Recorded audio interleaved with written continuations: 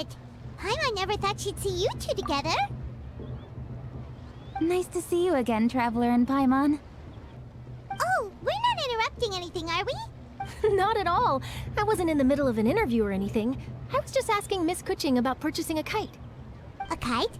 Are you buying some regional specialties to bring back to Fontaine? Well, yes. And...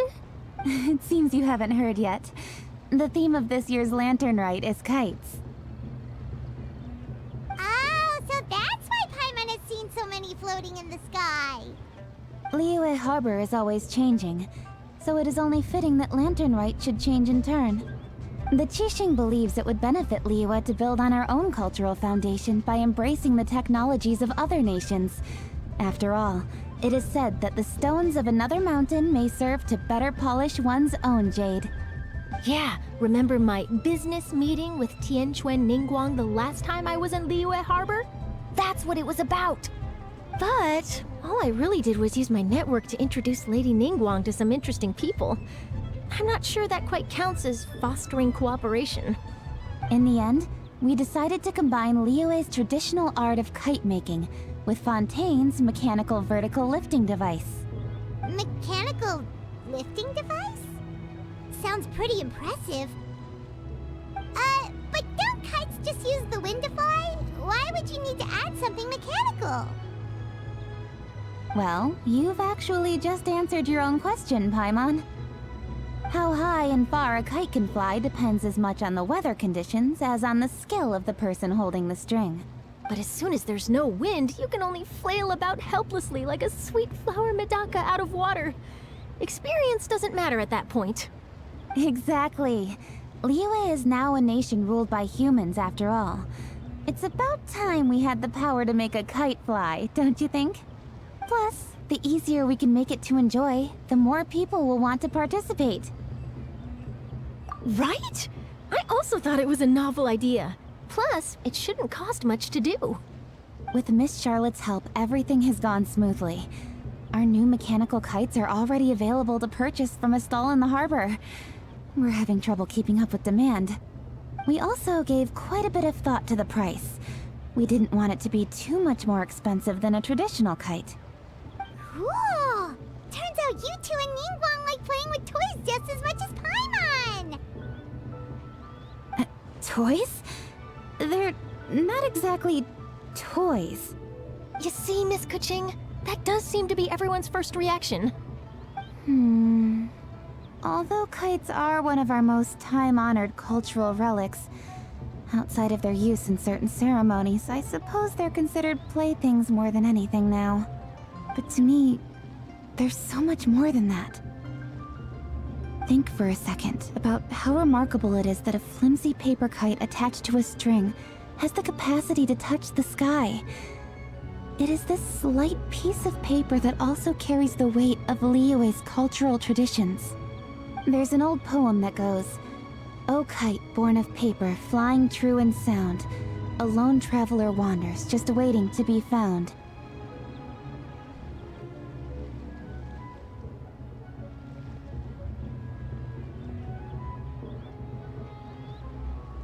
In the past, poets from Liyue used kites to symbolize a feeling of longing, or evoke the peacefulness of idyllic rural scenery.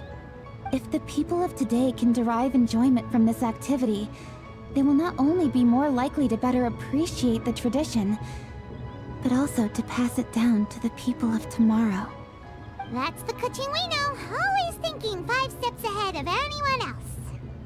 Well said, Miss Kuching. I've learned quite a bit myself. As long as you're willing to listen, I'm happy to share. I also know quite a lot about the various folk traditions related to kites. For example, whenever a kite blew away, people would say it was the Adepti that summoned the wind to take it away as an offering. That way, you can turn an unfortunate event into an auspicious one. What about something more fun? Do you know anything like that? More fun. Let me think. Oh, I suppose we should first talk about how kites are made. It's another one of our precious forms of traditional craftsmanship. My grandfather told me that, back when he was a boy, children learn the art of kite making step by step from their elders. First, you use the thin strips of bamboo to construct the frame. Then, you draw a design of your choice on a piece of paper, paste it onto the frame, and tie on the string. Then, you look towards the sky and release the kite to soar among the clouds. Some people write down certain names or desires on their kites, cut the string, and let them fly free. Others may place particular thoughts or meaning into the design itself. Are certain designs associated with certain meanings? I'm gonna jot all of this down. Well, for example, kites in the shape of a butterfly typically symbolize freedom, happiness, or the desire to break free. Fascinating. What else can you tell me? The scissored-tailed swallow is the most classic design. It symbolizes good fortune and joyful tidings. Different colors also have small variations in meaning. Are these commonly understood meanings and symbols in Liyue? Kind of like the language of flowers in Fontaine. I believe so. Most have probably heard something about it from their elders at some point. If you're interested, Miss Charlotte, I have several books on the topic that I could lend you. They could be a useful reference. That would be a huge help! Great! Looks like I've got the outline for quite the article on my hands. Perfect! We're gonna take a look around. Then I'll show Miss Charlotte to my home for a little while. I almost forgot. The Ministry of Civil Affairs is hosting a kite flying contest on the night of Lantern Rite. If you're interested, you're more than welcome to bring a kite and participate. The rules are simple. Whoever flies their kite the highest and furthest within the time limit will receive a special honor along with a secret prize. I've already prepared more than enough empty film for the event. I can see the spectacle already. Oh, Paimon was on board the moment you said secret prize. Then I'll look forward to seeing your performance. You bet! See you then!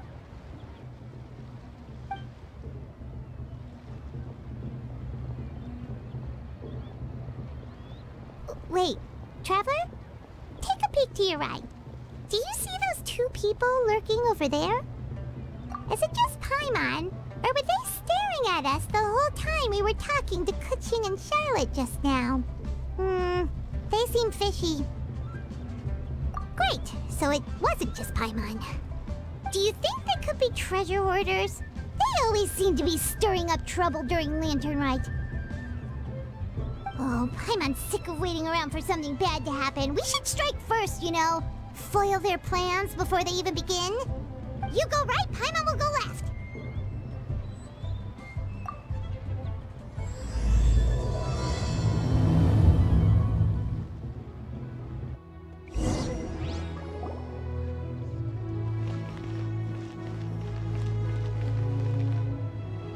Oh. It is with such an air of urgency that you appear before us. Your comportment suggests you believe us to have committed some heinous crime. Perhaps you could enlighten us as to your intentions.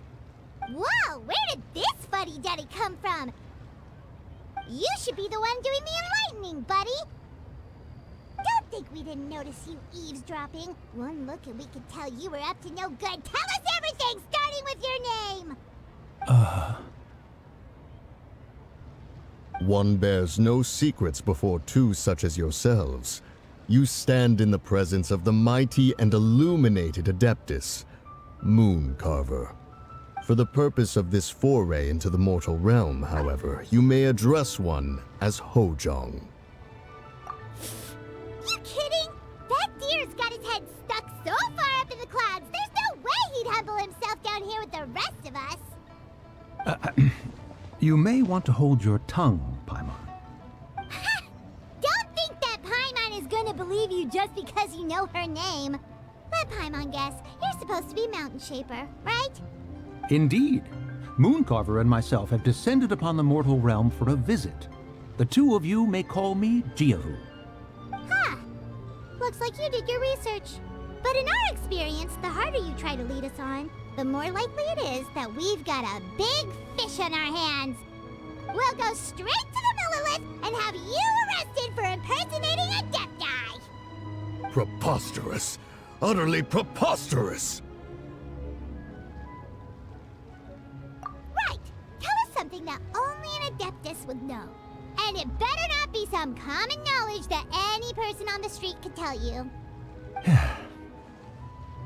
During the last Lantern Rite, we gathered at Mount Hulau with Rex Lapis and made use of Cloud Retainer's supreme cuisine machine to prepare bamboo shoot soup. Perhaps you have some recollection? The flavor of that soup was more than enough to whet one's appetite. As such, Cloud Retainer assented to my use of the device beyond that singular occasion, providing other recipes to boot. Since then, one has dabbled in the pleasures of the culinary arts whenever time allows. Dabbled? Upon one's last sojourn to your mountain, did you not immediately attempt to hide the device behind a chunk of amber as soon as one's presence was known? Did one not speak up on your behalf but a moment ago? This is how you choose to repay that kindness? One is simply trying to emphasize the veracity of our claim. That does not mean you should reveal personal matters so readily. They might think one bears no difference from Cloud Retainer. Forget it.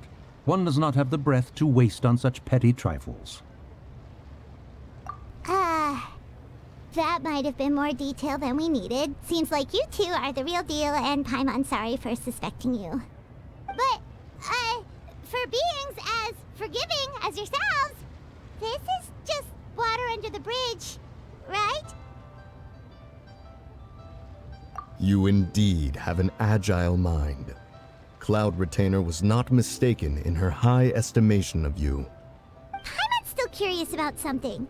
It's just... Paimon can understand why Mountain Shaper is here, but why did you decide to come to the city, Mooncarver? It's not really your thing, is it? It is but an inevitable eventuality. Long have the mountains remained strangely idle since Cloud Retainer's move to Liyue Harbor. With Lantern Rite near at hand, one would expect Cloud Retainer to provide us with an account of the festivities in advance. Yet to this day, she has failed to appear. Cloud Retainer is hardly the forgetful sort. One must never rest idle in the face of that which demands action. And since our acquaintances dwell in Liyue Harbor, we had to travel here in human form to avail ourselves of their aid, Cloud Retainers in this case. But a moment ago, one heard you speak of a mechanical kite of sorts. It appears the essence of the situation has hitherto revealed itself. Now it is time for one to retire back to one's abode. Huh. So, you're not looking for Cloud Retainer anymore? Perhaps there are aspects of Cloud Retainer's temperament that remain opaque to young Paimon. Given one's understanding, one can only imagine the anger that now consumes her. Cloud Retainer is of a proud and arrogant disposition. She holds the belief that her skill in mechanics surpasses that of all others. One can be quite certain it is hardly with an open mind that she regards the arrival of this new technology. One surmises that she has shut herself away, refused all company, and buried herself in the study of her own creations. To call on her would only invite her rebuke. However, if you do happen to cross paths with her over the next few days, do pass along one's regards. Sure, leave it to us. Have a safe trip back, enjoy the scenery, and happy Lantern Rite! Thank you for your kind words. We shall now depart. We got all worked up for nothing, huh? All that trouble and it turned out to be people we knew all along! Well, it's still pretty early. Let's head over and check out the kite stalls. Paimon wants to see what kinds of kites we can buy to use in the competition. The bigger and prettier, the better!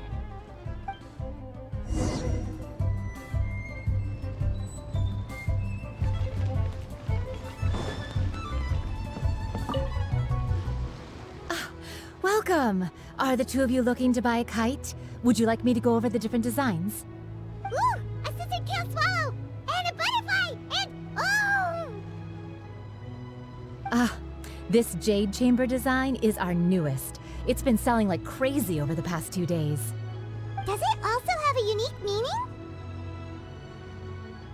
Of course. The Jade Chamber symbolizes wealth and abundance. The kite bearing its design is said to bring riches in the future to those who fly it. Oh, now that's Paimon's kind of kite. I apologize for the interruption, but are all your wares in order, Miss Genuine?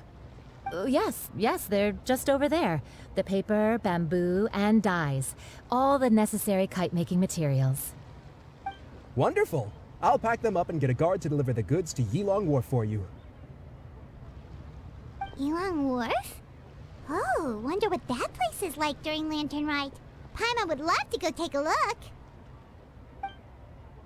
Well, if the two of you are interested in going to Yilong Wharf, then could I trouble you to find Gaming and deliver these goods together? Is Gaming the guard you just mentioned? Well, yes. The communications office handles shipments and transports around Liyue. He works for the Secure Transport Agency, one of our sub-organizations. The problem is, many of my colleagues have taken leave during Lantern Rite to spend time with their families. So, our available workforce has seen a dramatic decrease recently. If you were willing to help out, then I could get a head start on my next appointment. You do seem really pressed for time. Oh, wonderful. You will, of course, be compensated for your efforts. Now, at this time of day, Gaming should be somewhere in the vicinity, but just follow the main road until you see the head of a Wushu dance costume. Should be on your right. Be sure to come back if you'd like to buy a kite. I'll even give you a discount.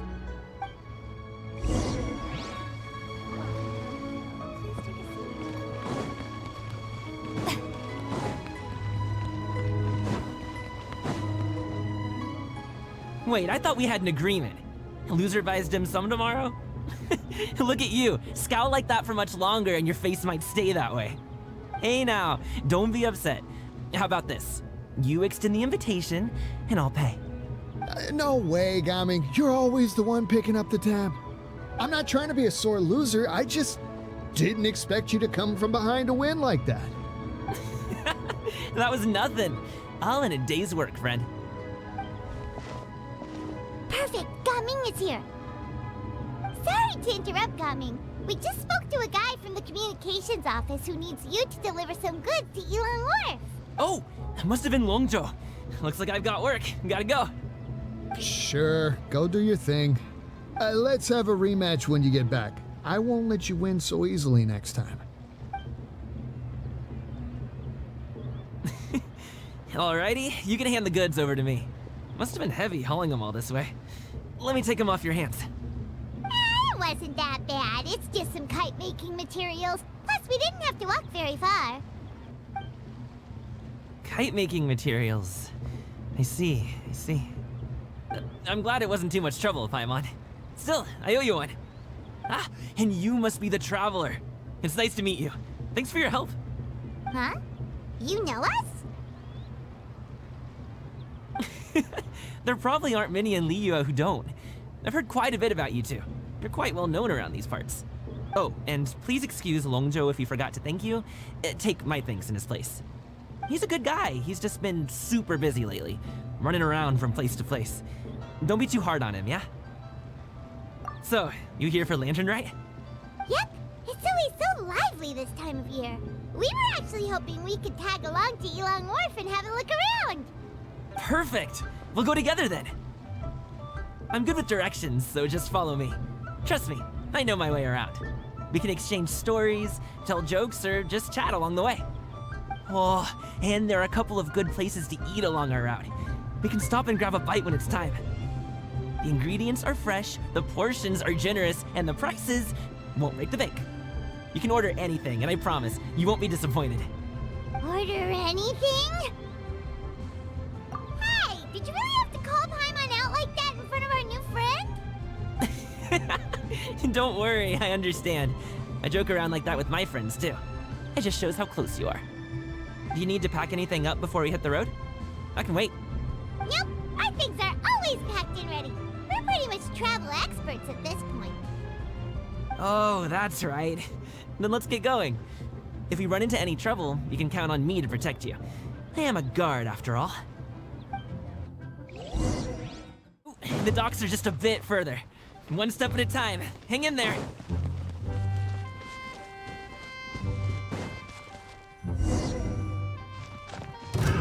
Wait! Another test. Get behind me. I'll handle this. I got careless. Suffocate! Into the wind. Test subject. The wind knows Another wrong. test subject. Fallen leaves. Adorn my night. Let my name echo in song! Test subject. Get them!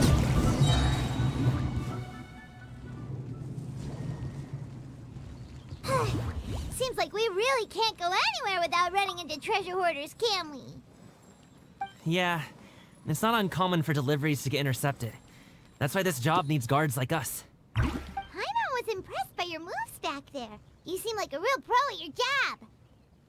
Oh, that's not a skill I learned on the job. It's just a hobby. Have you ever heard of wushu dancing?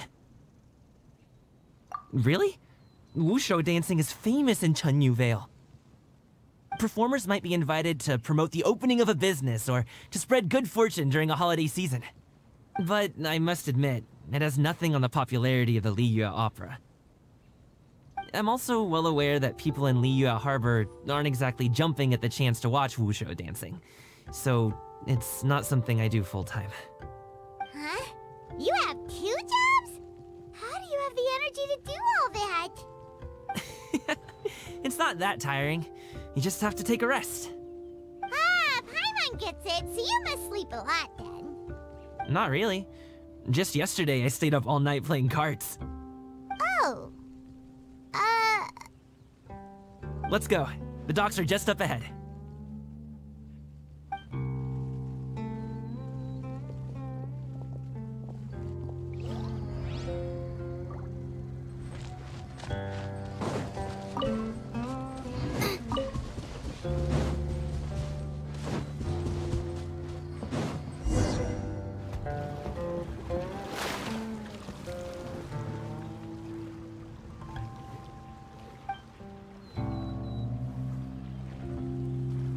Finally, we can rest. Ooh, Paimon's shoulders are so stiff. And her stomach so empty. Sorry. Did I push the pace a bit too much? I mean, you were the ones who said you were travel experts. Liu is just too hilly. Floating up and down so much. Where's Paimon out? Oh, Paimon was finally satisfied and now her poor stomach's empty again. Aw, would you like some winter melon cake? I have some on me that I bought from a store. Yes, Paimon will take all you got. You might want to pace yourself there, or you'll be too full to eat a proper meal later. Paimon never gets too full. Just like you apparently never get tired, no matter how far you walk or how many jobs you work. Ah, I see. Then here you go, Paimon. And for you, traveler. Enjoy. And here's some for you too, Uncle Bosu. Don't think I forgot about you, my friend. I'll just set it to the side here for you.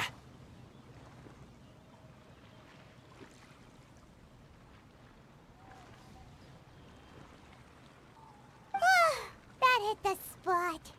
Paimon thought she was going to starve to death for a minute there. That close of a call, huh? I've been eating winter melon cake ever since I was a kid. You can buy them from all sorts of places, whether it's a small vendor on the side of the road or a big restaurant in the city. But each place produces cakes with a slightly different flavor. If you like these ones, I can give you the address of the shop I bought them from. I'll just have to check when we get back. Oh, all my jabbering must be making it difficult for you to enjoy the scenery in peace, huh? Don't be afraid to tell me to zip it for a little while, okay? Really, I won't be offended. It's okay. Paimon is kind of enjoying listening to your chitter-chatter. Aw, a fed Paimon is a happy Paimon, huh? Hey, Paimon can be in a good mood anytime she wants. Need some fresh bamboo for this.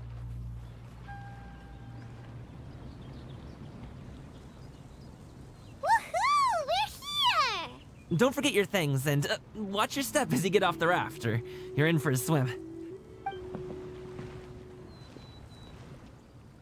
Thanks for the ride, Uncle Bosu. You take care of yourself now. I'll see you some other time. Okay, follow me. This way is fastest.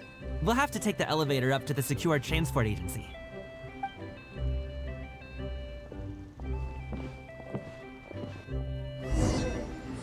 Hey! Slow down. I'm begging ya. What is it? No one's gonna try any funny business when the street is this packed, right?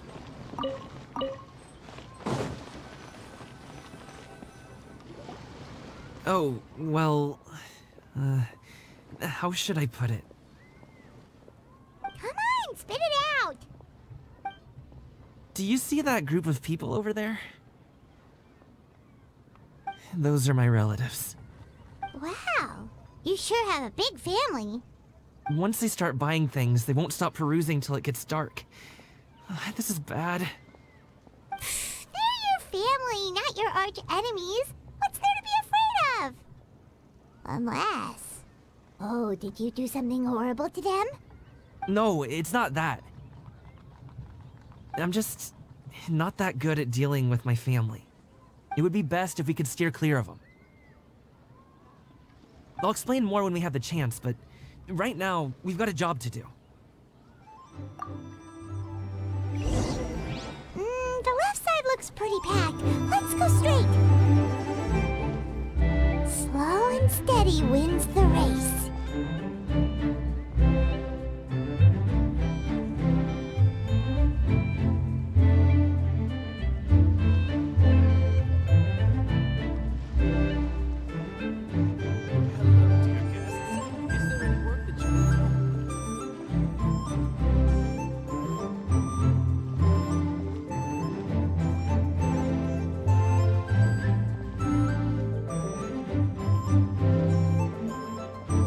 Let's wait here for a second. Maybe my aunt will leave.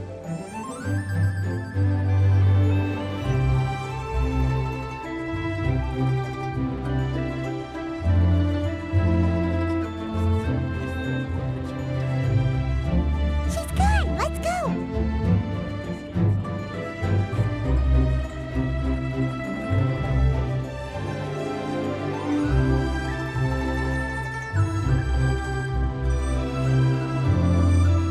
Turn left. Run! To the right and... Wow, you guys are good. I'm impressed. That was nothing. It was a piece of cake. Oh, winter melon cake to be exact. You really liked it, huh? Ooh, you know what? I'll buy you a whole bunch and pile them so high you could swim in them. As long as you don't wind up drowning, Paimon. Hey, Uncle Jirgwe. These are my friends, the Traveler and Paimon. They came to deliver some goods with me.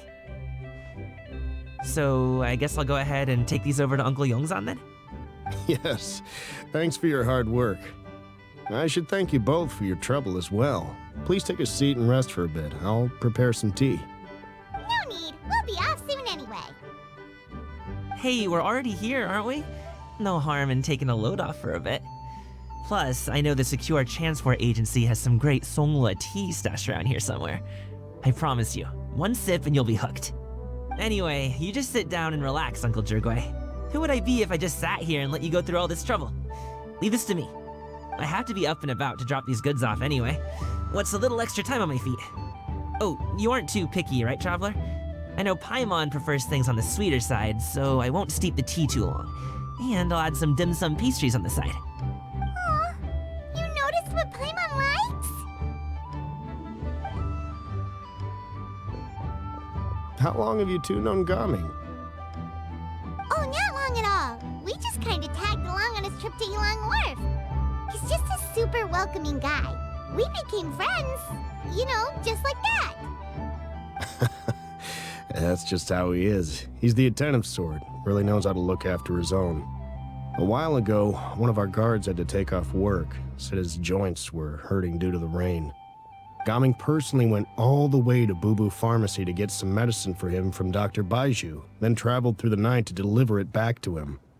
That young man has such a good head on his shoulders. How can anyone not love him? I mean, there is his dad, but, well, ask anyone else, and... Uncle Yongsan says he doesn't have the personnel to spare for this delivery right now. So what do you think, Uncle Jirgui? Should I go ahead and deliver it instead? It feels like we've troubled you enough already. It's kite-making materials, though. Could be for a kid. I'm sure the sender wants it delivered before Lantern Rite. Oh, by the way, here, have some tea. All right, then. Deliver it if you want to. Ooh, are you free in 2 days? How about we grab some dim sum from Shinya Kiosk? My treat, and don't even think about trying to pay. Whoa, that's way too generous of you. Don't mention it. Just think of this as a thank you for all your help. Besides, the thing between me and my family, it's a long story. It might take some time to tell. Sounds good. Paimon never says no to free food. Alright, then I'm off. See you in 2 days. Oh, and Paimon, make sure not to eat too much before then. Don't say I didn't warn you. Is he underestimating Paimon? She's just gonna have to show him how much she can really eat. Anyway, is Gaming's family situation really that complicated? He has such a happy-go-lucky personality. Plus, he's an enthusiastic and diligent worker. It's hard to imagine a guy like that being troubled by much. How should I put it? Since he already plans to tell you himself, you don't need an old man like me to add my 2 cents. You seem to be around the same age, so you might have a lot in common. Perhaps you could help him talk things through. Consider it a favor to me. If you have the time, maybe you can make a little flag for us to wave about. It can say, "We provide aid in spades." Couldn't hurt to advertise our services, right? Well, I can certainly arrange that. Is there anything else you wanted to say? Wait, seriously? Paimon was just joking, but if you're going to get us something, she'd much rather have winter melon cake instead. Seems like Gaming really has rubbed off on you. Would you like some more tea? I think there's some left. No thanks. We came all this way and still haven't gotten a chance to look around the wharf. We should see the kinds of kites they got. Maybe they'll have ones you can't find in Liyue Harbor. All right, then. Please do let me know if you'd like more tea. You're welcome to stay as long as you like.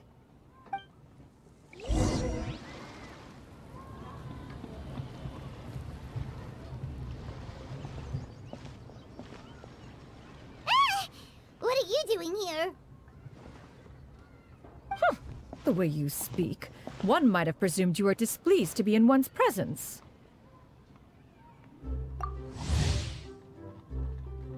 Take note, Paimon. You could learn a thing or two about how to respect your elders. Ugh, starting on the elder stuff already, huh? Shouldn't you be back in your cave tinkering away at some kite-related thingamabob or something? What brings you out here? And what's with that huge box next to you? Ah! Paimon gets it. You're here to do some shopping, aren't you? And what of it? The Qixing's decision to integrate Fontanian technology into said kite-flying competition is of no consequence to oneself. Did you expect one to willfully compete against the whimsical trends of worldly sentiment, or perhaps even fall to petty sulking over such? It's not that we think those things exactly. That's just what Mountain Shaper and Mooncarver told us, or Tia something and Ho. Paimon can't be bothered to remember what their aliases were called. Anyway, they went to Liyue Harbor to look for you. They even asked us to pass along their regards if we ran into you. Oh, huh. Tianyun?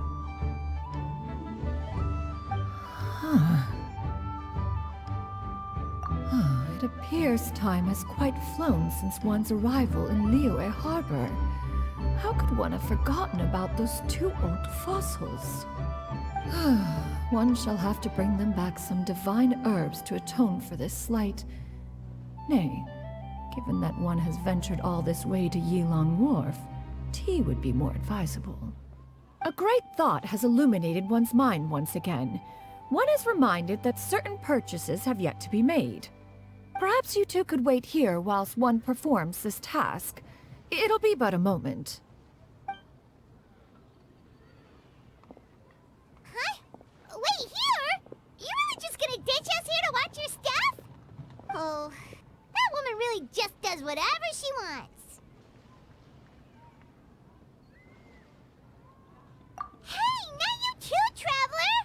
Oh, all this Paimon ditching is super not appreciated. Just come back soon, okay? Paimon doesn't want anyone to try and steal his stuff. Welcome. Please have a look around. We only sell teas of the finest quality, sourced directly from Chaoying Village. Might I recommend the Sunglo variety? It's one of our specialties. Now, that sounds promising. One will bring some back for those old fossils, and all will be well. 2 boxes will do. Wonderful. By the way, we're actually running a special Lantern Rite promotion. Buy 3 boxes, get 10% off. 4 boxes will net you 20% off. 20% off 4 boxes. This merchant strikes a fair bargain. One might as well give some to Morax and Ping too. Then 4 shall suffice. I see. Are you intending to give these as gifts? If so, perhaps I can interest you in these exquisite gift sets. Buy 10, get half off. Look at the magnificent design, and the red ribbon gives quite the festive flair, don't you think? Such a gift would be sure to impress any lucky friend or family member. 10 boxes. Seems rather excessive. But if one factors in the Conqueror of Demons and one's disciples... 10! A nice round number, don't you think? Of course you do. I'll even shave a little extra off the price for you. That is agreeable. One will... I will have these boxed up then. Of course, right away.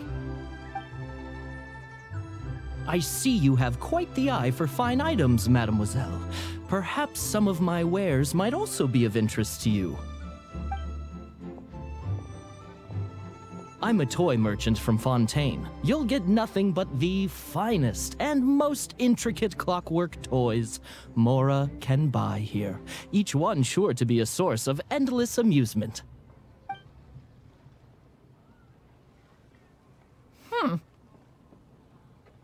Perhaps you could enlighten me then.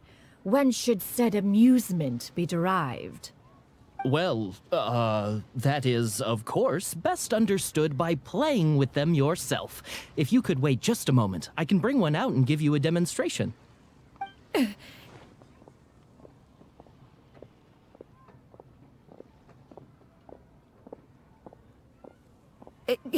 There is no need for that. Mademoiselle. Give me your newest and finest model, and be sure to package it securely. Ah, of course. Here you go. The instruction manual is... I can do without, thank you. Many watchful eyes surround this place. If one were to be spotted purchasing a mechanical toy such as this, a child's plaything no less, it would only invite scandal. There is no harm in bringing it back to study in secret.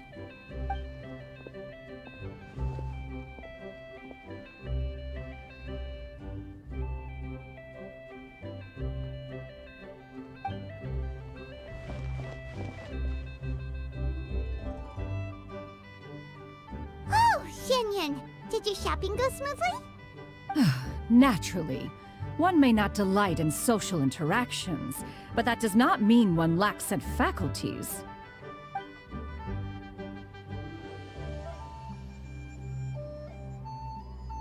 And you two? Are you not here to purchase things? We just haven't had time yet. It doesn't look like there are any kite stalls around Yilong Wharf, but it does look like there are lots of goods from Fontaine. You are also planning to participate in the kite flying competition, then? One means to say, you along with all the other youths. One has been entreated to share one's kite-making expertise, and indeed there was little one could do about such persistent supplication. One moment energetic and earnest, and dejected the next.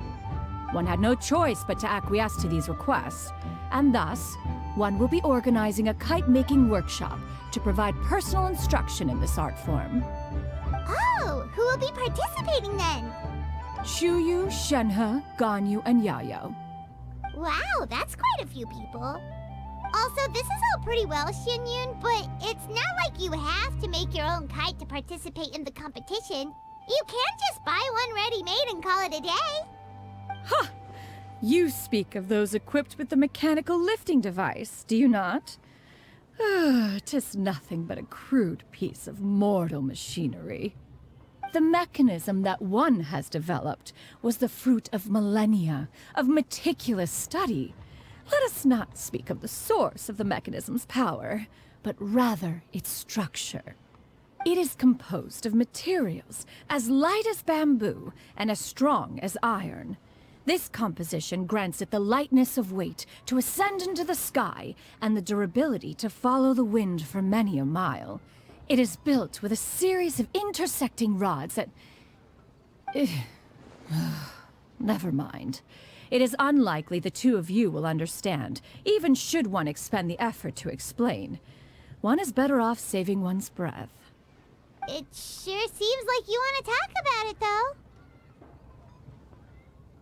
So, will you be attending the workshop or not? Huh? Wait, you've been trying to invite us this entire time? All right then.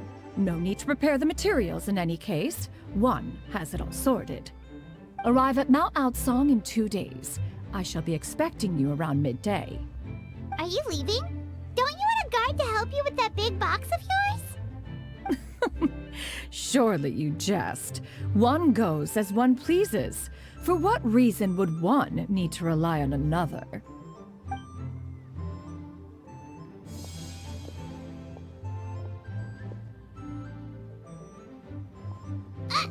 It can float?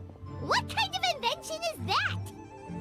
One calls it the floating toting device. Huh. She seems pretty proud of that one. Look at her walk down the street. She seems so confident, but everyone around her is looking at her all funny. Paimon wonders... never mind. But anyway, that box of hers seems to be full of those mechanical lifty thingamabobs.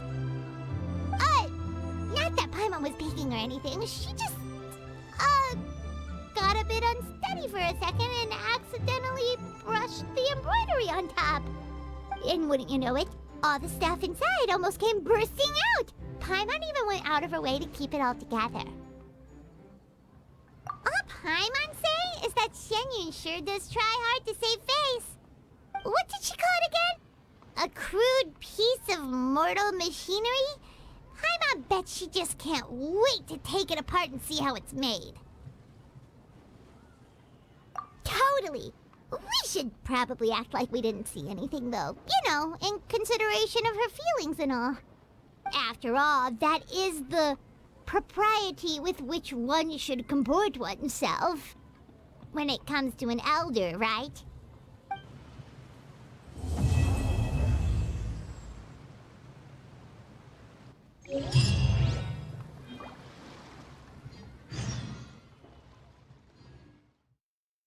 Oh, you're here early. I just ordered. The food should be out in a second. Sit down, sit down. Let's all take a seat. Here, hand me your cups. Oh, thank you. Wait, you weren't supposed to drink that, Paimon. That was for you to rinse your utensils. That's a thing?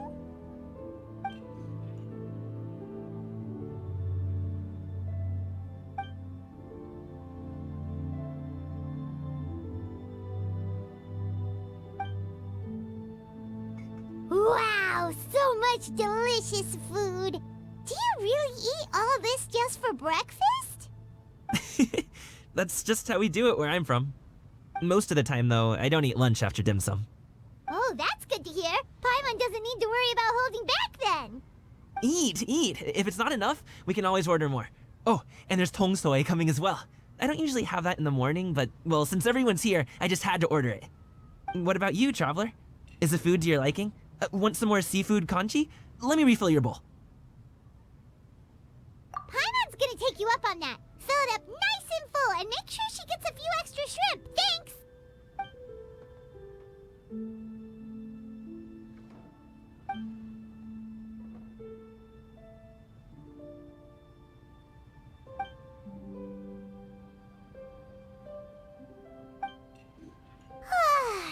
So full. That meal was so satisfying, it even gave Paimon some extra brain juice. Oh, listen. Paimon's figured it out. Let's think about this for a second, Gaming. You invited us to this awesome restaurant and ordered a whole table full of expensive dim sum just for the three of us. Well, you must be hiding the fact that you're some young master from a rich family. That would explain why you try to keep your friends and family away from each other. Are you confusing me with Xingqiu? Huh? You know Xingqiu? You sure know a lot of people. Well, when you're on the road as much as I am, you hear all sorts of rumors. Sometimes they're true, sometimes they're not. What it comes down to is being able to tell the difference. More often than not, that means knocking on some doors to find out for yourself. Oh, you truly are a man of many talents, young Master Gaming. Okay, enough with the teasing. Sorry to burst your bubble, Paimon, but you're wrong about my family situation. What? Oh, Paimon thought she was onto something there. My dad is just an ordinary tea merchant. Small scale stuff, you know? It wouldn't even make sense to mention his business in the same breath as the Feiyun Commerce Guild. My dad... he always wanted me to inherit the family business, to be a merchant like him. But that's just not who I am. It's not who I ever wanted to be.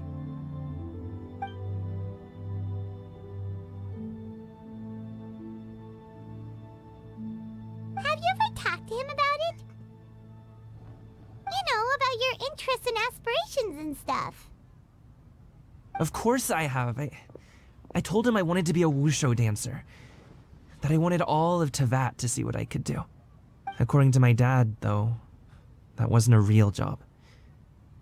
Just a child's pipe dream. Oh, that's terrible. I'm sure he thought I would come around eventually, but wushu dancing has always been the only thing I wanted to do. One day, he tried to get me to visit some other tea merchants to start building the right relationships, but I refused to go. We got into a huge fight. We were this close to throwing hands. In the end, I was so angry that I ran away from home. I haven't been back since. Don't get on my case just yet, okay? It's not like I think I'm completely without fault. No, I know that it wasn't the right way to go about things. But my dad's stubborn. No matter how hard I tried to convince him, it just went in one ear and out the other. There was no changing his mind. I knew talking would only get me so far, but if I made it big in Liyue Harbor, the results could speak for themselves. Gaming. But I'm sure you both already know how that's going. Wushu dancing's just not that big in Liyue Harbor. In the past, I would go door to door from store to store, asking if they would be interested in hiring a performer. Most times, I wound up eating nothing but humble pie. And you can't just rely on dreams to put food on the table, right? So I found a job as a guard to make some money. And now I have enough to get by and then some. Still, change takes time. Gotta take it slow, you know? Paimon understands. Okay, enough of all that serious talk. Our tea's getting cold. Ooh, let's do something fun this afternoon. What do you say, huh? I'll organize.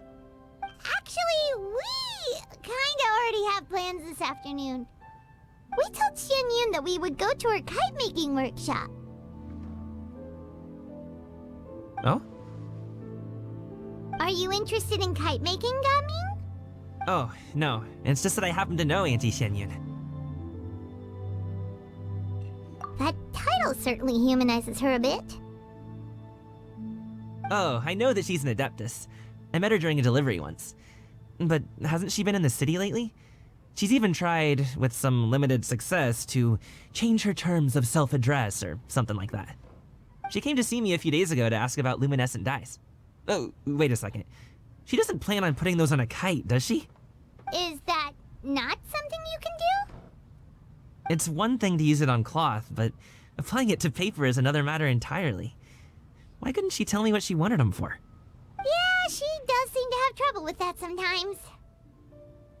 It would be such a shame if everyone worked so hard on their kites only for them to get ruined in the end. Okay, I'll go with you. If Auntie Xianyun wants to use those dyes on a kite, the formula will need to be changed. Great! The more the merrier!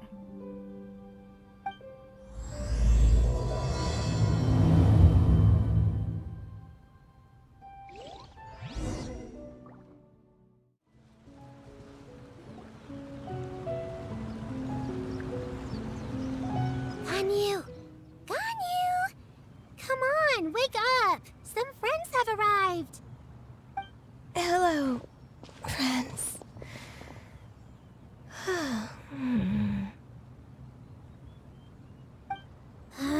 Ganyu! Oh, I have some mint oil. Perhaps we should try that. A guest at Wanmin Restaurant recommended it to me. I've tried it. Its stimulative effects are much stronger than what can be achieved from chewing on mint leaves alone.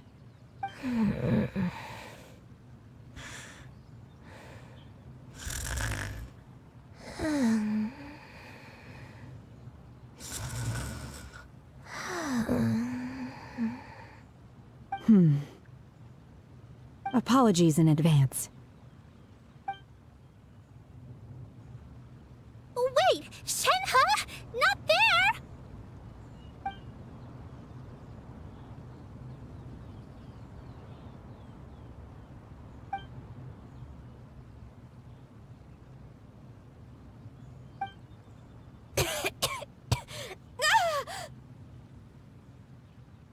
See? It worked. She's awake. Are you okay, Ganyu? Do you need some water? Or maybe something to eat? I'm fine. I just feel chilly all over. Huh. Was it that effective? Chilly, huh?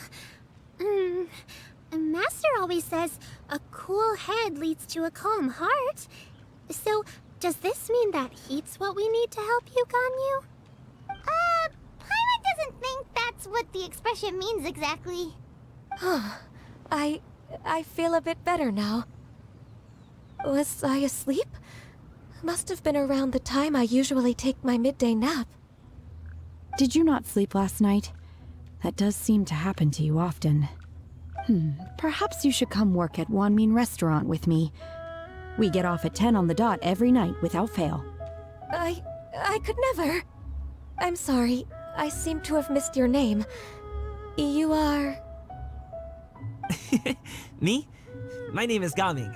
I work as a guard for the Secure Transport Agency. Gaming. The name sounds familiar. I believe I've heard your name mentioned around the Ministry of Civil Affairs. People tell me you're an extremely enthusiastic worker, and you are very generous with your help. Well, you know me. Or, I guess you don't. My name is Ganyu. This is Shenhe, and this is Yao Yao. It's an honor to finally meet you all. Oh, you must be here for Auntie Xianyun's kite-making workshop, right? Yes. I have neither made nor flown a kite before. As long as Master is willing to teach, I am willing to learn.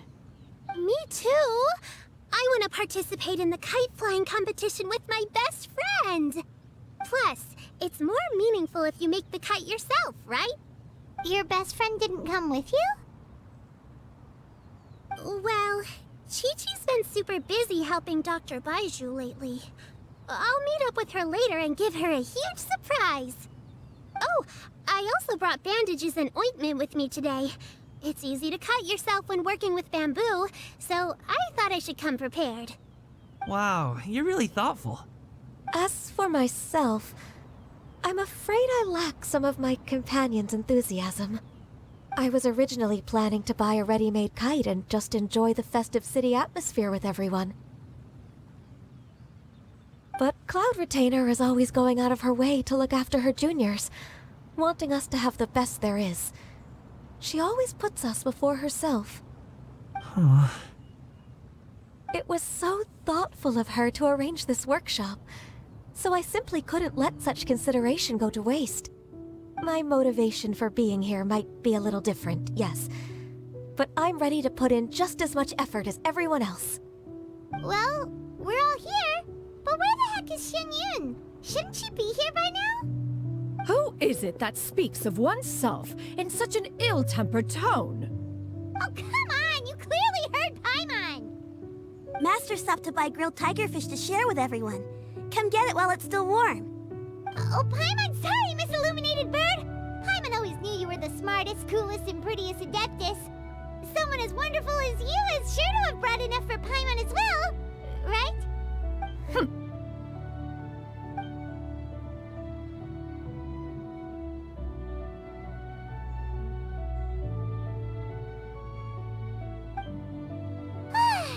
So delicious. Paimon's life is complete! It appears that we've ended up with quite a few participants indeed. Go ahead and divide yourselves into small groups. The materials are over here. The regular dyes and luminescent ones have been clearly marked. Use them as you see fit. As for how to make the kite, one assumes you all made sure to listen to the instructions one provided while we were eating. Yes? Are there any questions? Paimon may have focused a little too hard on the eating and less on the listening. Paimon knew she could count on you, Traveler! One will wait under this tree and avail oneself of the cool air while one digests. Do not hesitate to seek one's company if you have any trouble, questions, or simply want to chat. We're not in any hurry to get started. Why don't we go see what the others are up to?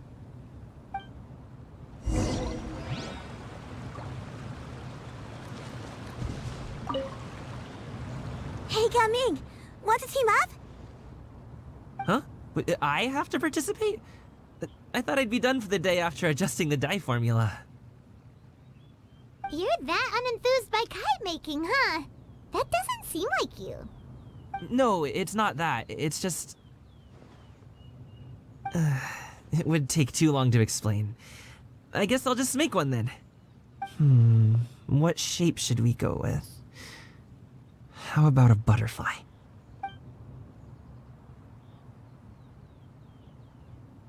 What do you think, Shuyu?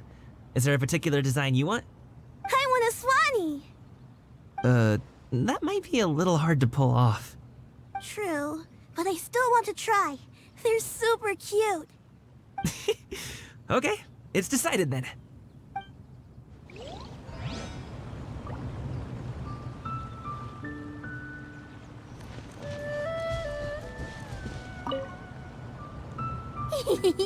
Auntie Cloud Retainer, look! Am I doing it right? Very good. Your frame is nice and sturdy. This design, is it a finch? Yep. One is looking forward to seeing your finished product. What color are you going to make it, Yao Yao? I haven't decided yet. If I make it blue, it'll be more like my friends. But if I make it gold, it'll be more like me. If you are asking for one's own opinion, one would advise choosing gold. When giving a gift, the key consideration is the recipient's feelings, is it not? One imagines your friend would much prefer a kite that reminds them of you. Oh, hey, I never told you the kite was for Chi-Chi. How did you know? With age comes wisdom, child. One simply has a way of knowing things. Oh, cool! Thanks, Auntie Cloud Retainer. I'm gonna start painting it gold right now. Good.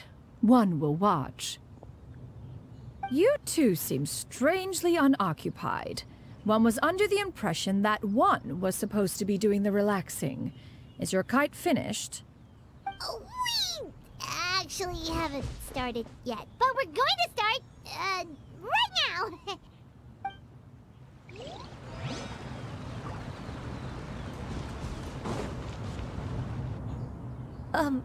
Shenhe, it would be great if you could refrain from putting things on my horns from now on.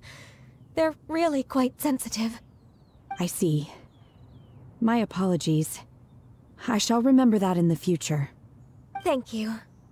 No harm done. Good. Could I touch them just once more, though?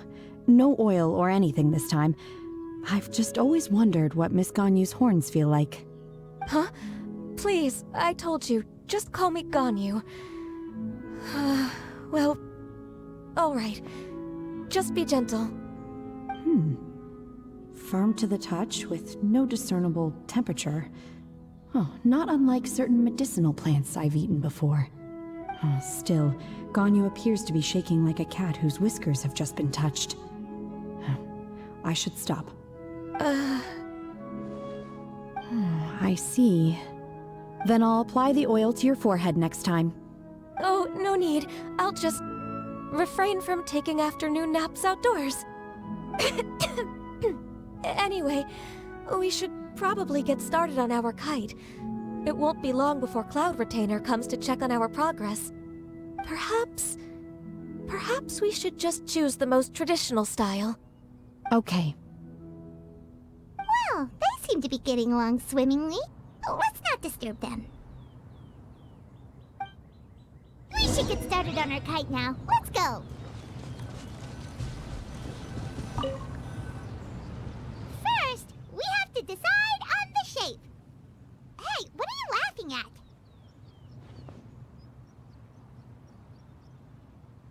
Oh, that's not a completely crazy idea.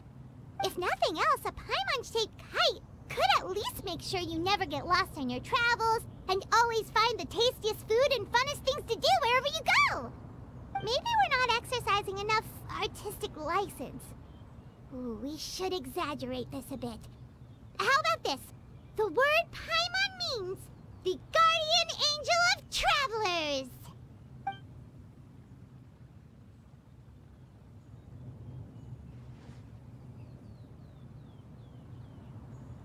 Now, what expression should we give her, since the kite is going to be flying super high in the sky?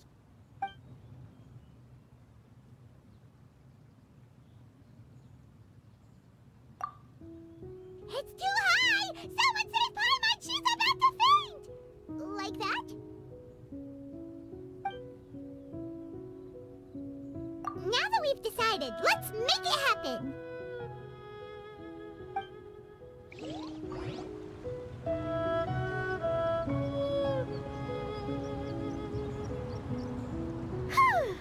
It's done! Paimon has to say, Kai Paimon might even rival real Paimon in terms of cuteness. Now we just have to attach the string, right? All right, gather around, everyone. Oh, Shenyun's calling us!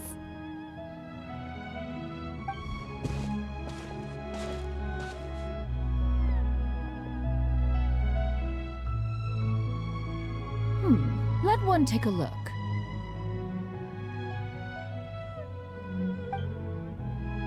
Wow! Ganyu and Shenhe made a scissor-tailed swallow! It's so pretty. Yep. The coloring makes it look a lot like Master. If the tail wasn't split in two like that, it might even be a spitting image. If you look closely, there are a few spots where the colors go outside the lines. Did you doze off while painting it, Ganyu? I did the painting. I stared at the paper for quite some time, but I simply could not recall the coloring of any bird. Except Master. Or should I say that I'm too familiar with her crane form? Even when she stands before us in human form, all I can see is blue and white. Oh, well, now that you mention it, Paimon can see it too. Exactly. So I simply closed my eyes and painted from memory. No way. You can paint with your eyes closed? Wow, the disciples of Adepti really are something.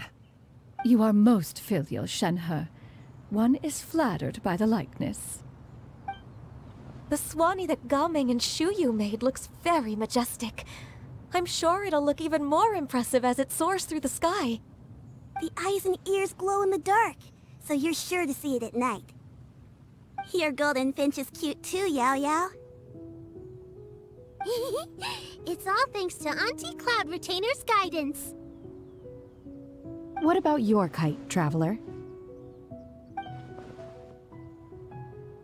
Ta-da! Here it is! That's hilarious. Why does Paimon feel like you're laughing at her and not with her?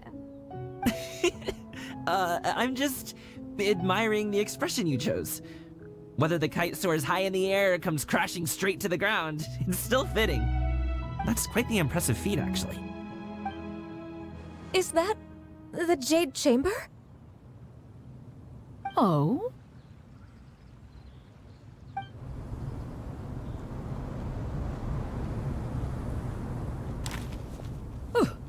Who dares attempt such a flagrant display of impropriety by releasing a kite into one's territory without one's permission? Oh, and to do so by making use of this crude piece of mortal machinery. One simply must know who it is that possesses such impertinence. Continue attaching the strings, everyone. One will be but a moment. Cloud Retainer?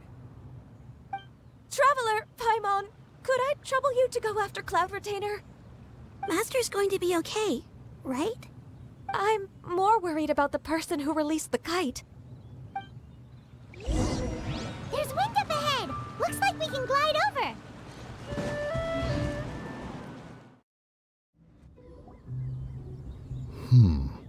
This Fontanian device of mechanical motion is quite curious indeed.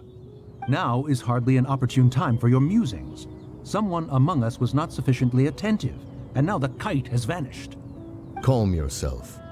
Do you have any recollection of its last location? One believes it drifted in the direction of Mount Outsong. Perhaps it is mere happenstance, but one feels a certain sense of dread at the thought. Your concern is misplaced, surely. Cloud Retainer is either in the city looking after her disciples, or secluded in her abode attending to her research. She will not notice that kite. On the subject of said kite, however, one simply must remark on the genius of its windless lift technology. One cannot help but surmise that its ingenuity rivals that of Cloud Retainer's creations. Still thy tongue. If Cloud Retainer were to hear you profess such a thing, we can both say farewell to any further use of the Supreme Cuisine Machine. One presumes that this kite belongs to you. Huh? Regard the situation with which we are now confronted. This is all your fault. One's fault? One seems to recall that releasing the kite was no solitary endeavor. Say something, Mountain Shaper. Surely you can think of something to appease her. Further explanation shall only fan the flames of her wrath. It would be better to stay silent and retire at the earliest opportunity. We can hardly avoid her forever. That may suffice during Lantern Rite. But what about the Moon Chase Festival? Sooner or later, she will discover our true identity. Hello? Go retrieve the kite. Absolutely not. You retrieve it. That is not our kite. Oh, so an adeptus such as oneself is mistaken then?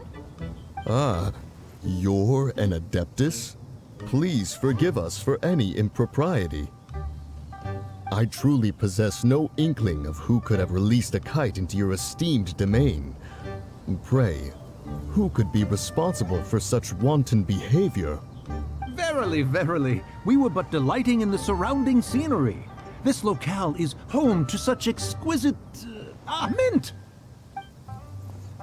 Well, and if that's all, then we'll just be on our way. We finally caught up. You sure do fly fast in your illuminated bird form, Shinyan. Mooncarver? Mountain Shaper? What are you doing here? You? Okay, now, Paimon's getting a weird vibe. Did she say something wrong? It is of no consequence. Long has one seen through their disguises. One was simply curious as to how long they would keep up the act. Then you are not angry? How could one feel anger at the sight of two old friends enjoying themselves? One is also well aware of how enticing these city novelties can be. We were simply consumed by a fit of festive spirit. Seldom do we get the opportunity to partake in the delights of the times. However, we are far from being as adept as you in matters that require a deftness of hand. No worthy kite could be born of our own making. Thus, we could only take the convenient route, so to speak. Your prowess in mechanics is unparalleled, Cloud Retainer. You wield the wind and waves themselves. Your singular talent stands unmatched across the land. Of this, we are well aware. One has guests to attend to. We will have to convene again some other time. Traveler, Paimon, do try to keep up. We're leaving already? All this flying from place to place is wearing Paimon out.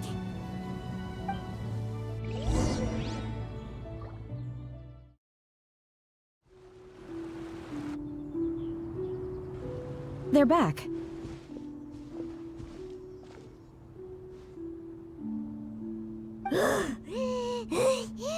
Paimon's pooped. Hi. Why are there only two of you left? After you left, Yao Yao and Shu Yu tired themselves out playing with their kites. Gao Ming offered to escort them home. Before he left, he said something that I don't quite understand. Oh? What did he say? He said, a kite is always tied down no matter how far it flies or how high it soars. Its tether prevents it from ever truly flying free. He looked quite dejected as he said this. Now that you mention it, Gao Ming did seem to have a rather strange attitude towards kites. A reflection of himself. If I were a kite, I would cherish that tether as a symbol of kinship and the bonds that tie us and... Shenhe?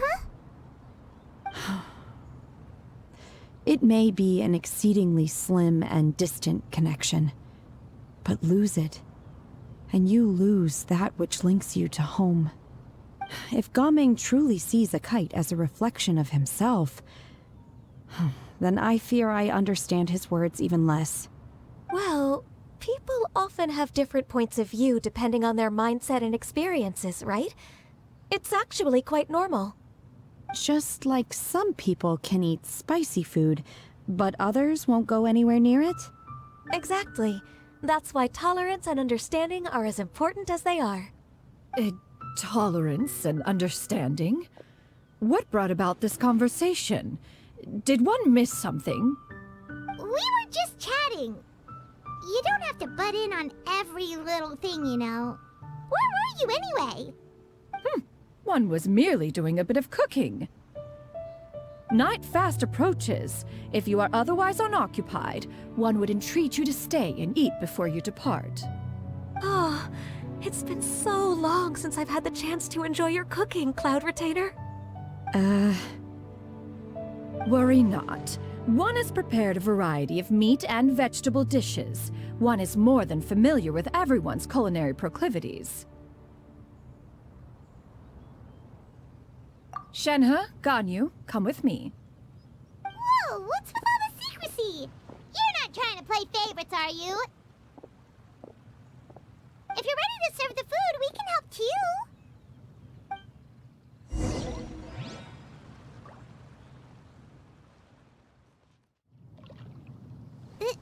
This is...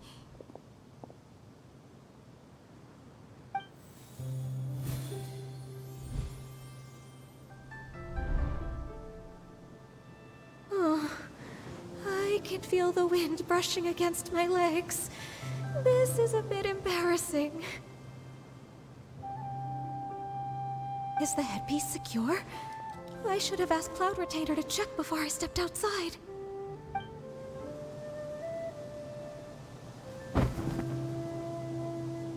How do we look? Huh? She asked them just like that? You look pretty too, Ganyu! Oh, how should Paimon put it? You both look so elegant and refined. Those outfits really suit you both. Given that one employed the services of the best tailor in all of Liyue, one would expect nothing less. What colors have you been partial to lately, Shenhe and Ganyu? Lately? Why is Cloud Retainer suddenly asking about what colors we like? I like black. One is gratified to see one's disciple has inherited one's own tastes. The color black doesn't get dirty easily. A virtue I've come to value recently. And you, Ganyu? I favor blue and black. And the material is sufficiently comfortable, yes? Yes, very. I simply cannot thank you enough, Cloud Retainer. For this gift. And the kite, too. Thank you, Master. One is content as long as you are pleased with the gift. One hopes these garments will see much use.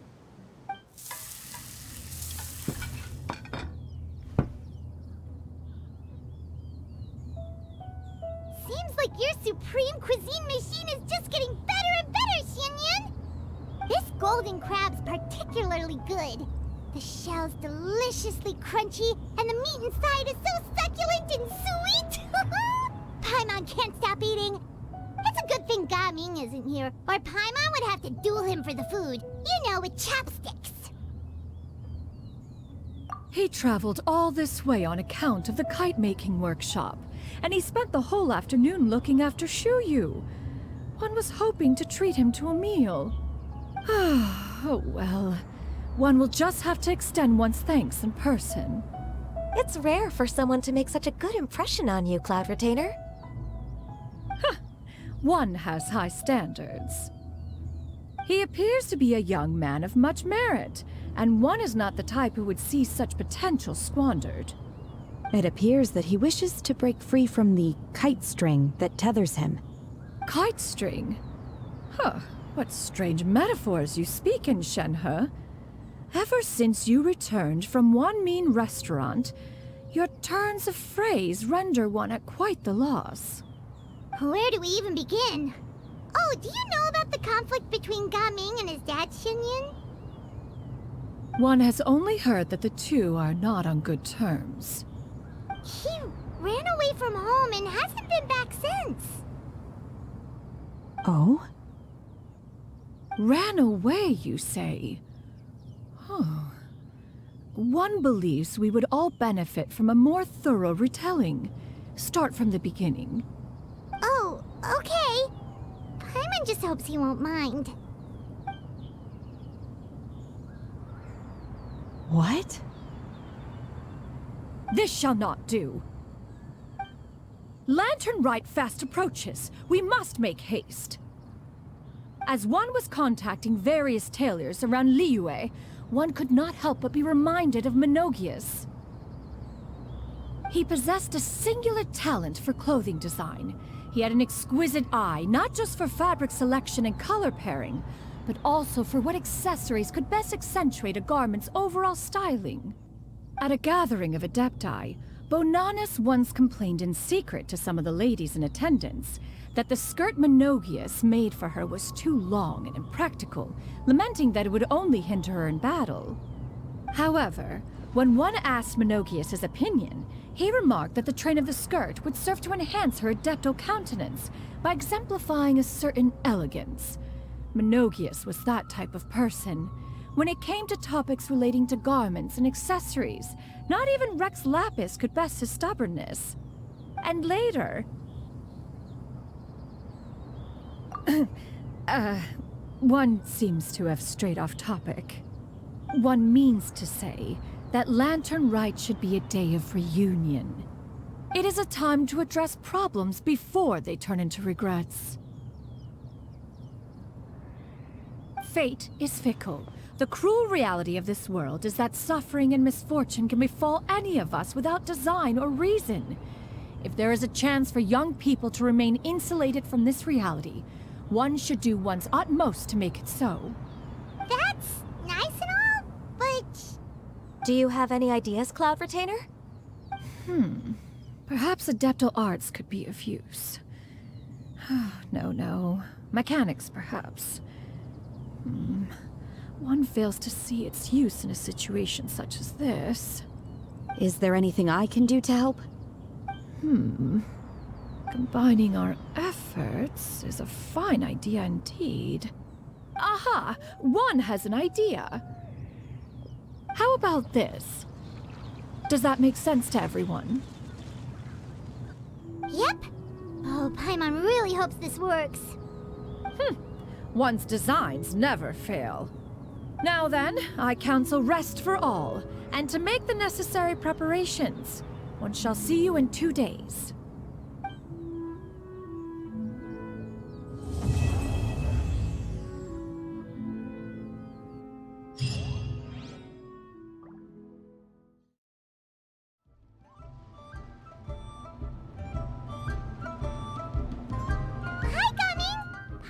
You've certainly gotten an early start this morning.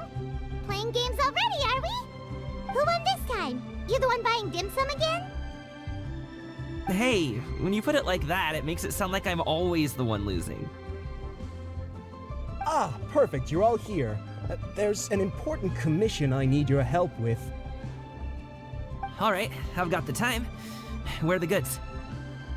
Well, it's not just goods this time. I need you to escort a tea merchant and their wares from Chaoying Village to Liyue Harbor. A very important client has requested to meet with him. Sure. What's this merchant's address? Here. If the client's that important, then this must be a very crucial, very pressing commission, right? Of course, the sooner you complete it, the better. I would advise you to depart as soon as possible. All right, don't work too hard now, Longzhou. We'll set off then.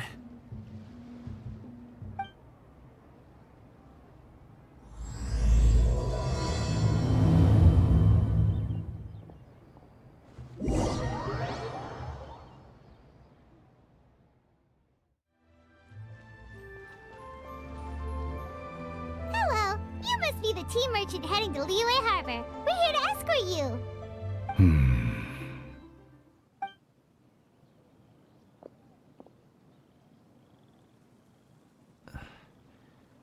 Dad? Oh, so you're Gaming's father. It's nice to meet you. Just leave this delivery to him. Trust Paimon, he's got this in the bag. Gaming is super good at what he does. Everyone at the Secure Transport Agency says as much. Even the Ministry of Civil Affairs has nothing but good things to say about him. Seems like you've made some sort of name for yourself at least. The goods are all in order? Yes, they're all here. Then let's get going.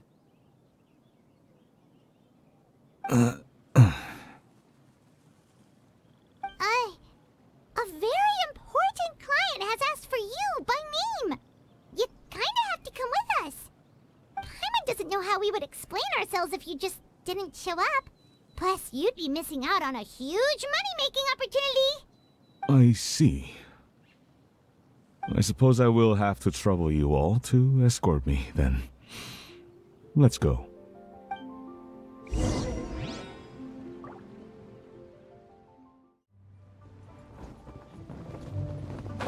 We've been walking for so long. Is anyone tired? How about we stop and rest for a bit?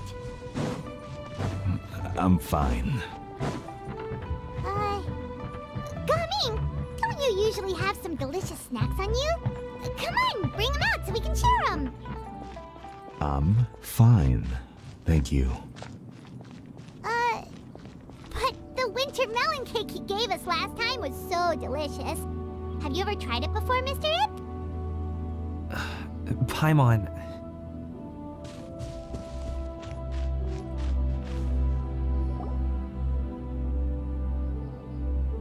This place looks nice and open. Why don't you all rest here for a second? Huh? What about you? You're not going to join us? I'm not tired. I'll keep watch.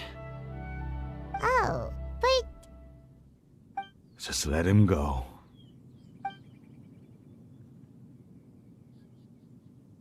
Okay, we'll just share amongst ourselves then. Did you know, Uncle Ip, that the flavor of these cakes changes depending on... Halt! Who goes there? It appears that one's movements were overly conspicuous. Enough of your musings. Focus. Focus on the matter at hand. Present your exquisite ornaments at once. Indeed. Bring them forth readily and without protest. Ah! What do we do? It seems as if these two are acting alone. It won't be difficult to subdue them, but they might have something else waiting in store for Dad. The best way to keep him safe is... Leave this to me. I'll handle them. Traveler, Paimon, take my dad and the goods away from here. No, Gaming. It's too dangerous. This is what I do. A thorny foe indeed. Let us depart and seek a target softer in blows and disposition. Don't think I'm gonna let you off so easily. Away! Let us away! Coming! Don't worry, he's a great fighter. Paimon's even seen him take down a dozen or so treasure hoarders all by himself. But Gaming, if he had just stayed by my side and learned the family trade, he wouldn't have to put himself in such dangerous situations. We just have to trust him. Let's go on ahead. We'd best get away from here, in case there are other bandits in the area waiting in ambush. All is going to plan.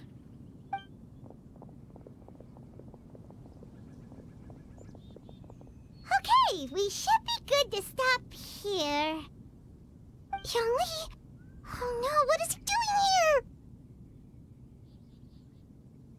Good sir, please, listen to me. Reel in your line and leave this place as quickly as you can. There are bandits in the area.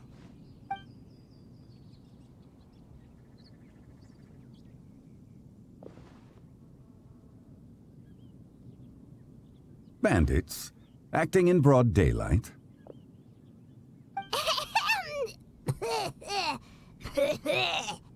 Oh.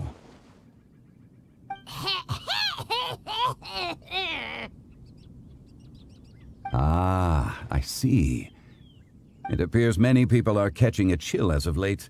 If your throat is bothering you, Paimon, perhaps some tea and rest are in order. Nope, no need. Paimon's fine. She just, had some cake stuck in her throat.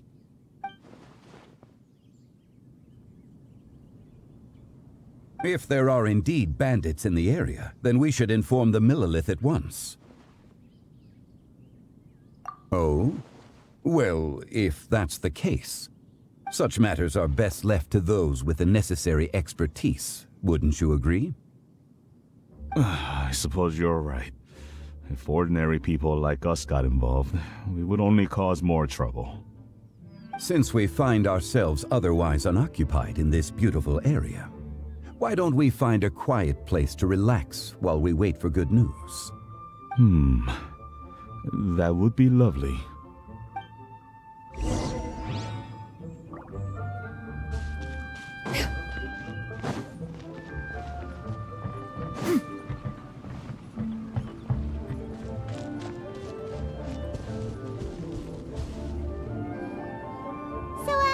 Uncle Ip does have a reason to be worried. After all, Gaming, the guard we mentioned, is his son. Gaming. The name sounds somewhat familiar. Ah, yes. That is the name of the Usho dancer who has been performing around Liyue Harbor recently, is it not? Oh, have you seen him perform? Indeed. I cannot help but admire his skill. He truly encapsulates the spirit of the Suani. Usho dancing has become more well known in Liyue Harbor recently.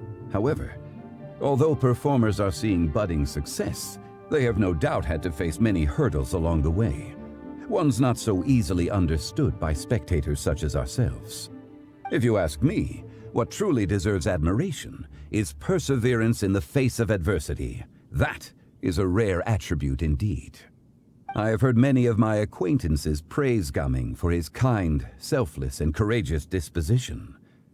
To have a child so accomplished and upright, you must be a very proud parent indeed, Uncle Ip.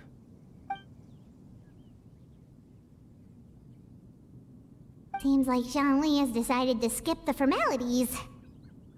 Well, he's a hard worker.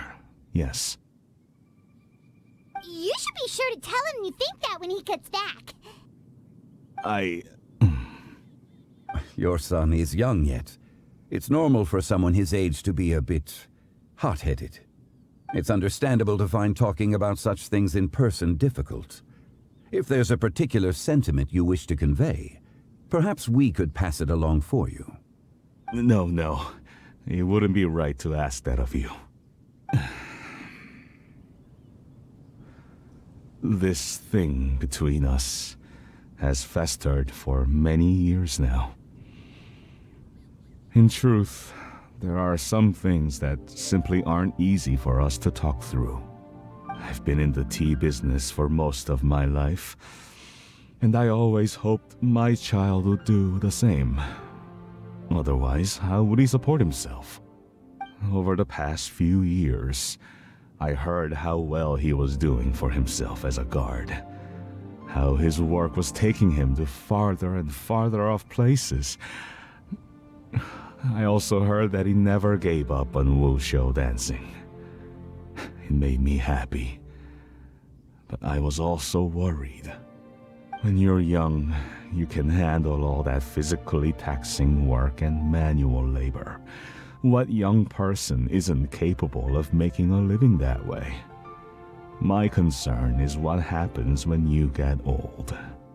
Every time I get to thinking like that, I cannot help but be reinforced in the belief that I was right. That I was right not to give in. I often regret introducing him to wushou dancing as a kid. If I had known how things would turn out, I would have never taken him to see those performances in the first place. It is only natural for a parent to strive to send their child down the right path. No one would begrudge you that sentiment, Uncle Ip. You need not worry. You seem quite young, Mr. Zhongli. Yet you speak with such wisdom. Perhaps I have misjudged your age. Your words are too kind. Truth be told, one of my old friends has several grown daughters. Rather than fretting about their future, however, she prefers to let them find their own way. Then she's more easygoing than I could ever be. I fear I lack such an open mind. I meant to say earlier, there is no need to be so polite. Feel free to call me by my name, Iptak. Sure. So, do you also think I fret too much, Mr. Zhongli? That's not exactly what I was hoping to convey. Only a fool would ask a parent not to worry about their child. But think of it this way. Raising a child is not unlike flying a kite. Hold the string too tight, and it can no longer soar. As my friend once said, if your children are aiming for the stars, clipping their wings will only cause them to come crashing down. You need to let out the line for a kite to soar. It seems I was too stuck in my ways. You need not reproach your heart for caring. You simply need to loosen your hold a little. Indeed, with such a big heart, why not allocate the time you usually spend worrying about Gaming to the pursuit of other things, like going for a stroll, drinking tea, or taking in the scenery? You never know what surprises could be in store. Things can change in the blink of an eye. The blink of an eye, you say? Do things change so quickly? Children grow up in quite the same way, do they not? Day after day, year after year, sometimes in the blink of an eye, but always when you least expect it. As a father, I'm sure you know that best. Yes, you can say that again. 1 second Gaming was a kid, the next thing I knew, he was ready to fly the nest. Zhongli certainly has a way with words.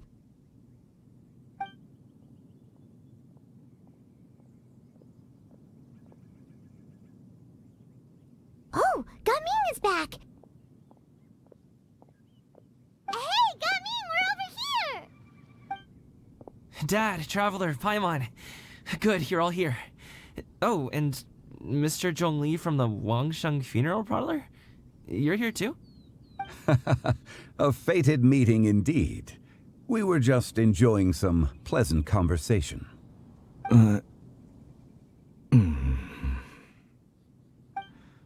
Is everything resolved? Well, you could say that. What does that mean? Traveler, Paimon, come with me. I need to talk to you. Huh? Oh, okay.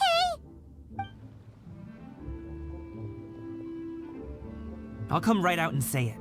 Those two bandits, you sent them, didn't you? So, that's how we're starting off? Can't look me in the eye, huh? Guess I'm right then. Okay, but how did you know? At first, their mannerisms seemed a bit stilted. But once I got close, it was obvious that they possessed great skills.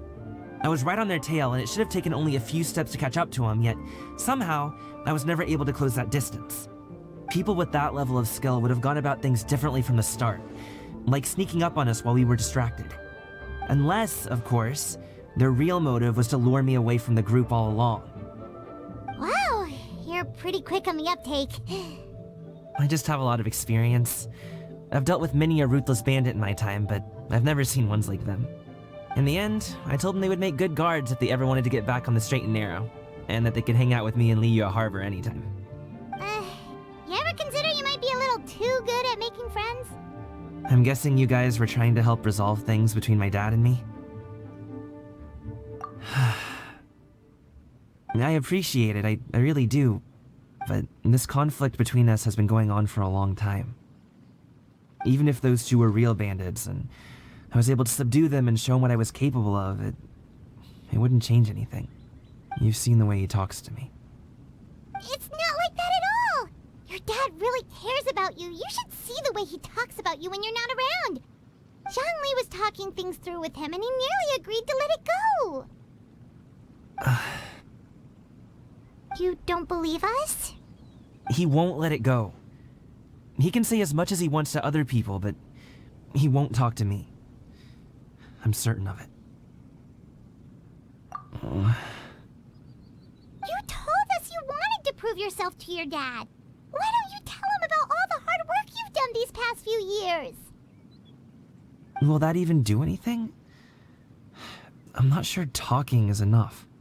You won't know unless you try. Just like how you won't know if something is delicious unless you taste it. Listen to us. It's time to put these people skills to good use. You can make friends with anyone, so why not your dad?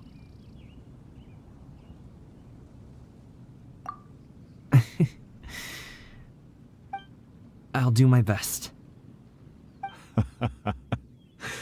You are very knowledgeable, Mr. Zhongli.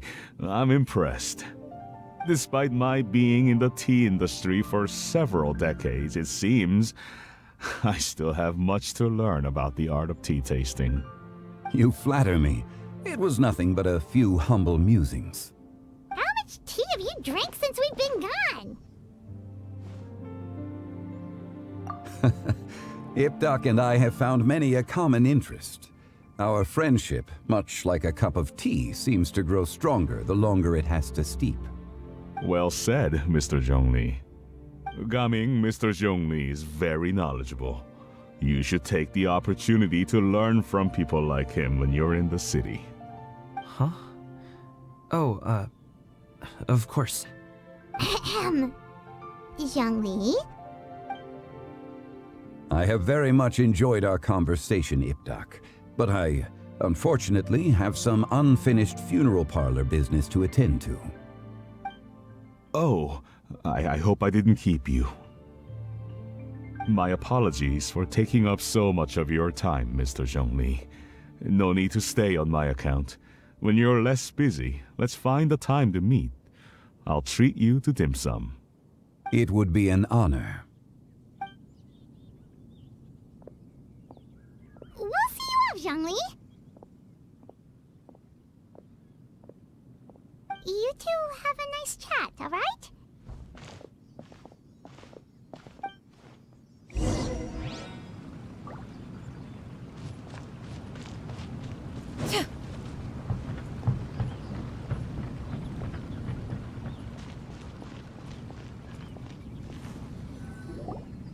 Thanks for helping us talk things through with Uncle Ip.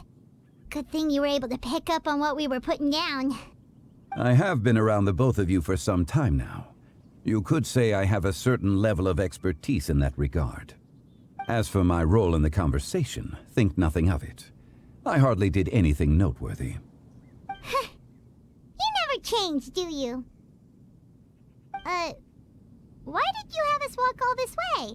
Paimon thought we just had to go far enough to be out of earshot.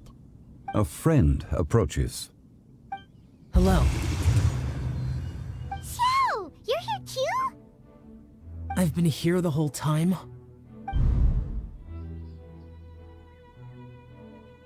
A ghostly kite.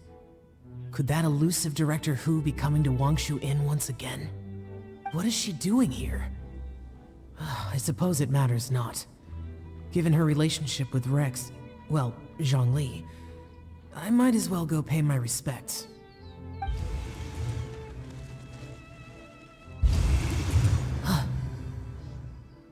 It's you! I thought you were Director Hu. Ah, your arrival is most fortuitous. Do you want to try out this new gadget? The addition of the power source makes the takeoff more stable. It's just that... He seems quite immersed in the study of this device. I fear it's almost too stable. It completely negates the pleasure of seeing one's kite sway with the wind. It's a bit of a shame. In truth, I'm here because Director Hu dispatched me to purchase some items in preparation for Lantern Rite. I see. Much like she does every year. Much like she'll do next year, I would imagine. Am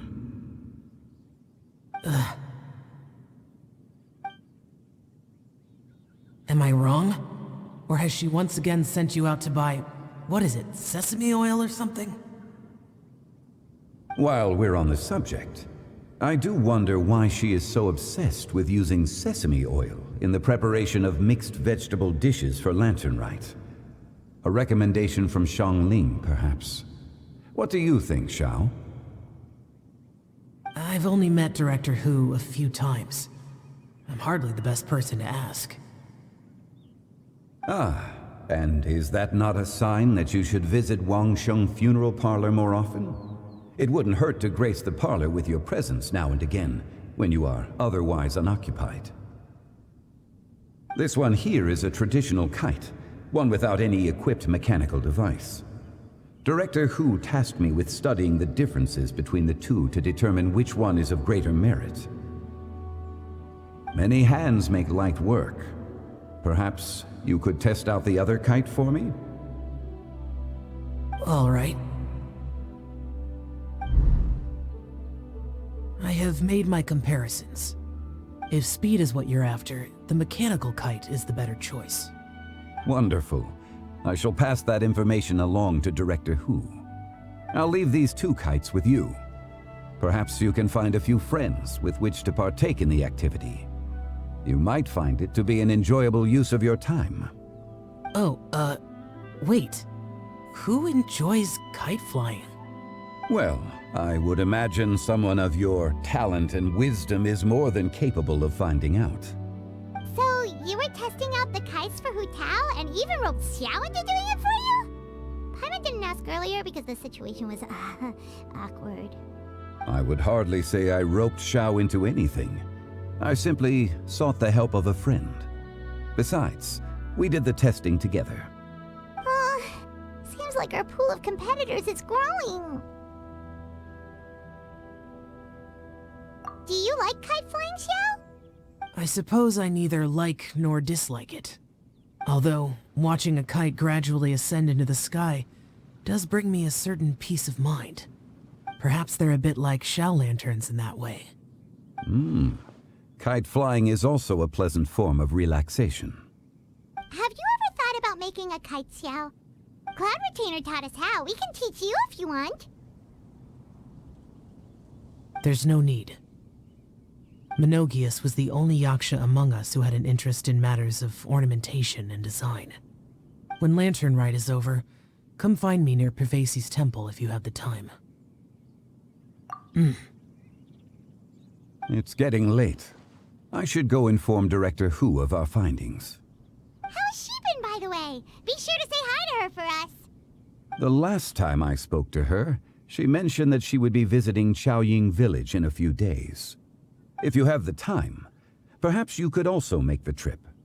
If you happen to run into her, you can pass along your regards in person. We'll keep that in mind. Take care, Zhongli. See you later.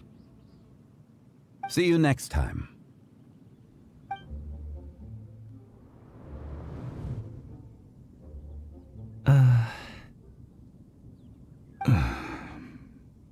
Coming. You can go first. I don't have anything to say. Then I'll go. I still don't want to leave Liyue Harbor. Oh.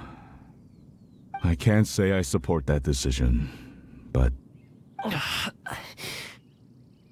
Hey, let me finish before you get all worked up.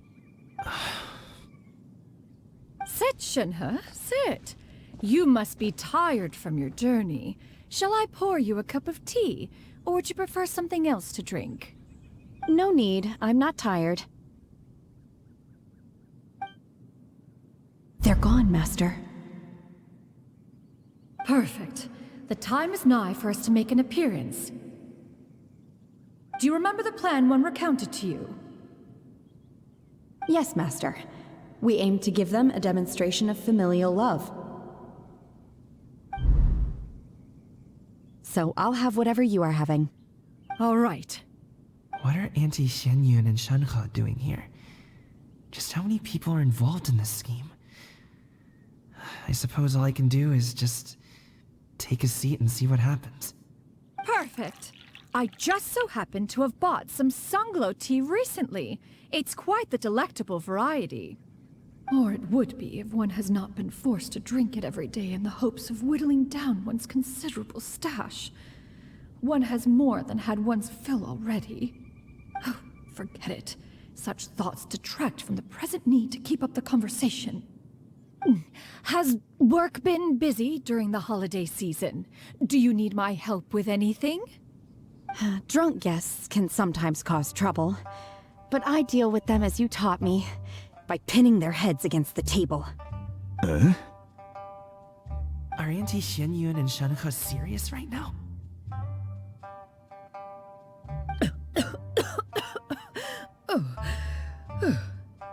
Oh dear. While one was busy orchestrating this act, one seems to have forgotten about Shenhe's various eccentricities. What I meant to ask was, have you made any new friends? We live so far from each other. It would be a great comfort to me to know you were surrounded by good companions. You already know of my past circumstances. Recently, I've been conversing with Guoba in the kitchen at night. Guoba can't talk, but his companionship is a comfort. The poor child. Her one friend can't even talk. I guess maybe Gaming is not doing so bad after all. Perhaps I've been too hard on him. Let's move on, shall we? Do you have any plans for today, Shenhe? How about we do something fun? That sounds about right. Take her to do something fun, and perhaps she'll loosen up a bit. Like we used to do when we would carry stones up and down the mountain from dawn until dusk, picking herbs to eat for dinner along the way? If that is what you ask of me, then that is what I shall do.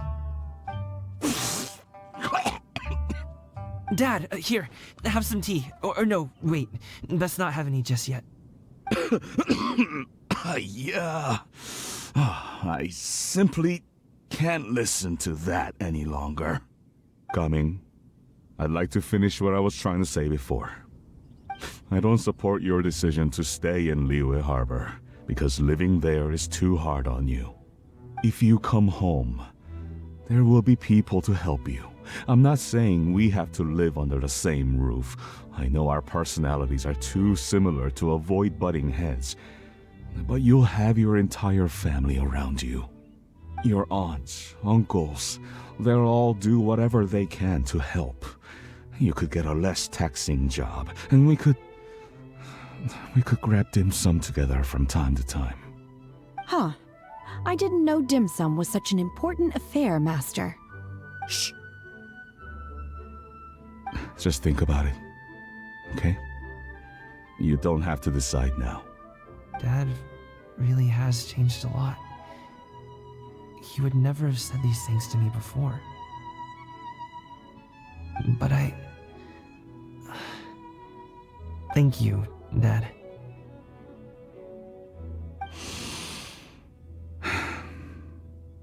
It's been long enough, don't you think? Oh, Paimon sure hopes they've made up by now. Oh, they're drinking tea in silence. That's not a good sign. Did Xianyun's plan not work after all? Hey, you two! Paimon's sorry we were gone for so long. We got to chatting with some friends and didn't realize how much time had passed. Perfect timing, actually. We seem to be just about done here. Yep, let's go. I'll get the bags.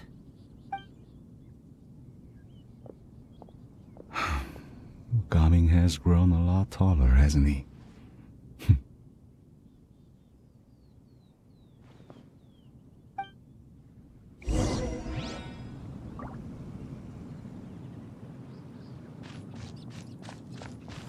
Master, did I say something wrong earlier? I tried to go along with your questions, but when I saw how you and that man reacted, I started to wonder. Not at all. Certain unforeseen variables may have presented themselves along the way, but the outcome proved favorable. The plan was a success. Then I helped? Naturally. Your purity of spirit is one of your greatest strengths, Shenhe. You need not change who you are.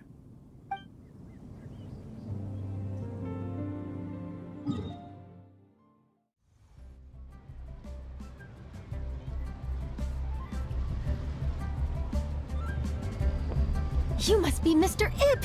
Thank you for coming all this way. My name is Charlotte, and I'm a reporter from Fontaine. You can find me writing for the Steambird.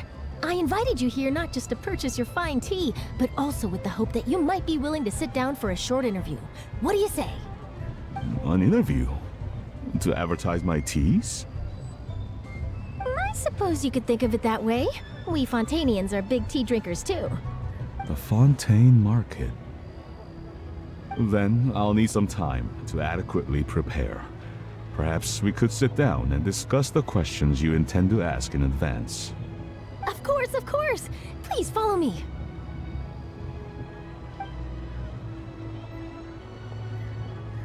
Is this person also involved in your plan? And here I thought I had lots of connections. I suppose I've been humbled. You sure know all kinds of cool and important people. Over here! Yoo-hoo! Over here! Huh? What? Auntie Shenyun? She probably wants to talk about the next phase of the plan. Let's go while your dad is still distracted.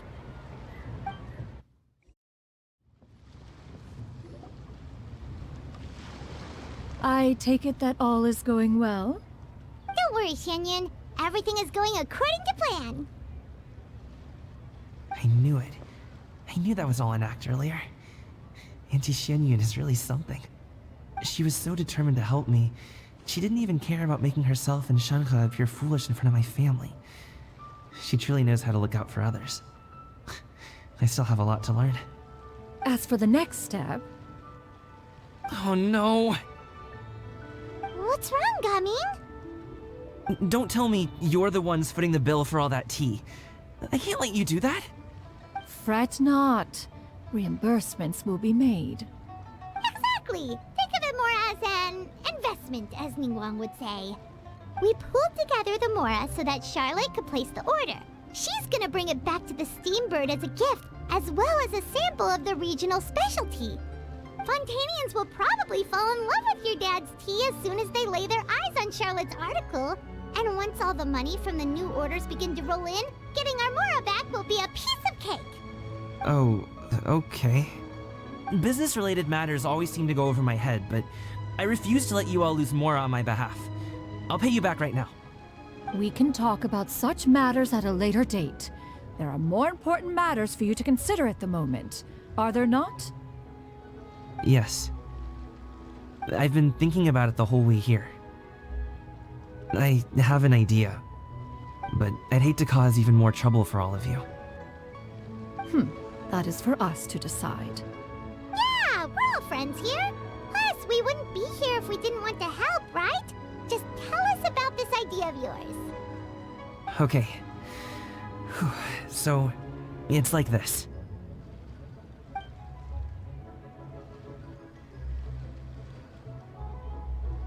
Got it! Just leave it to us. Let's split up and make it happen.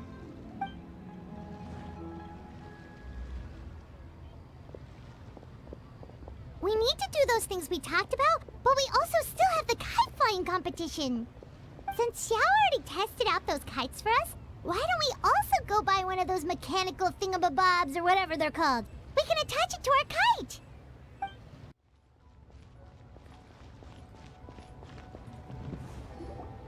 Hello again. Welcome back. I see you returned from your trip. I really do have to thank you for all your help from before. Thanks to you, my daughter was able to build a kite with her grandmother that very same day. She even wrote a long letter telling me how much she loved it. Oh, you should really be thanking Gaming, not us.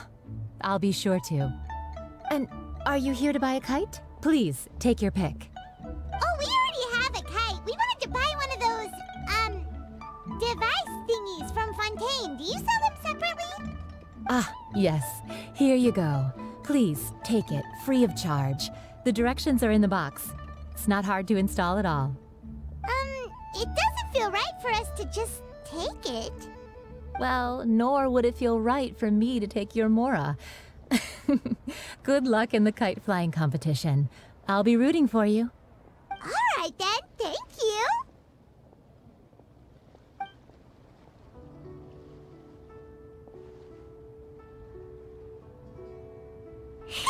It's done. Let's get down to business.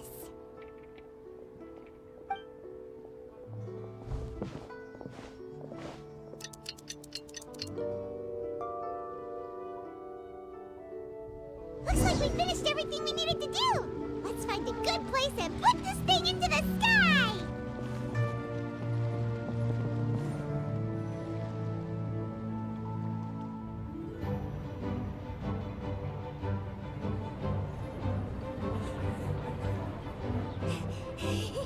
Chi-Chi, we're almost there.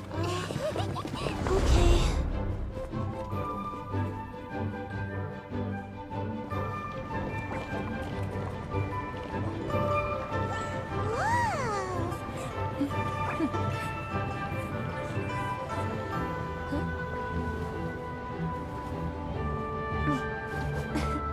Come here, allow me.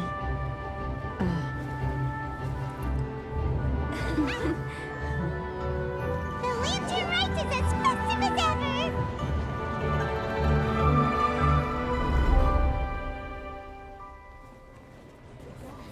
Huh? Oh, what's going on? Did something happen? What should we do? Oh, should we get the Millilith?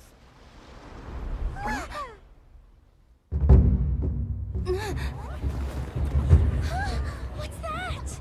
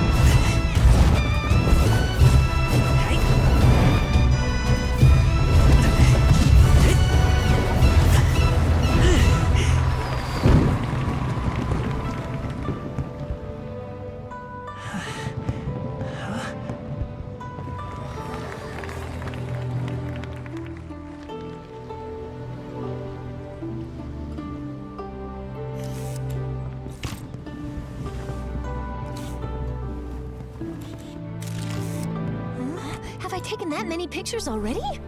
I need to load more film.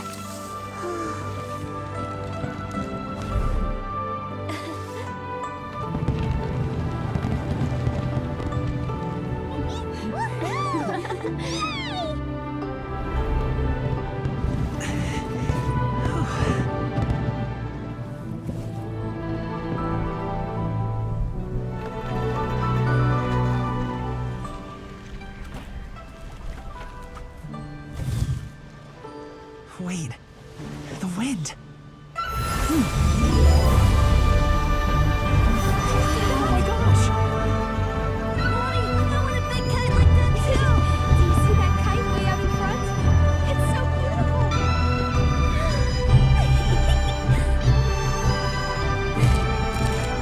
Happy Lantern Rite. Happy Lantern Rite.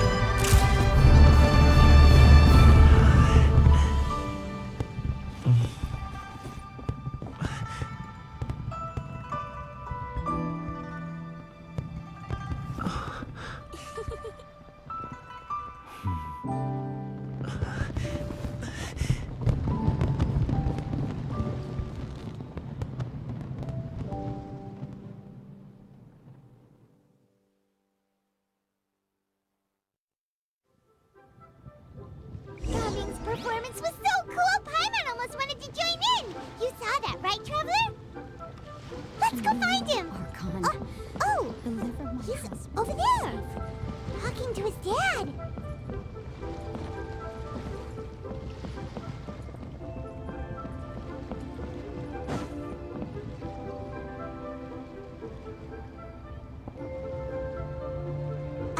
I'll head off now, if that's okay? Thank you, little girl. Do you want us to walk you back? No need, no need. Master is waiting for me right over there.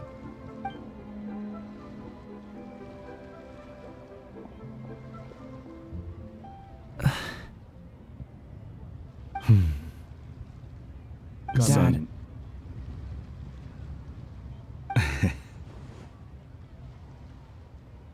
I suppose I'll go first this time. Okay. Your performance.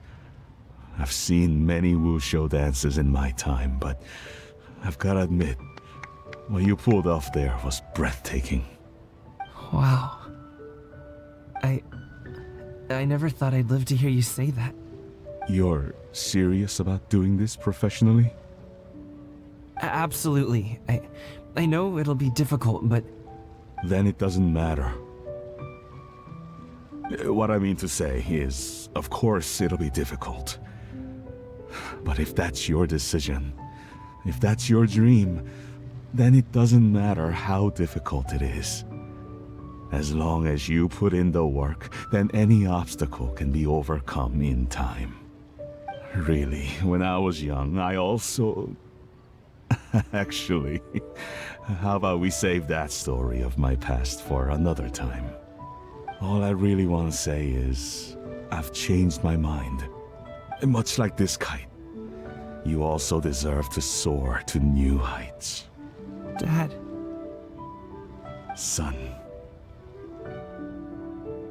Son?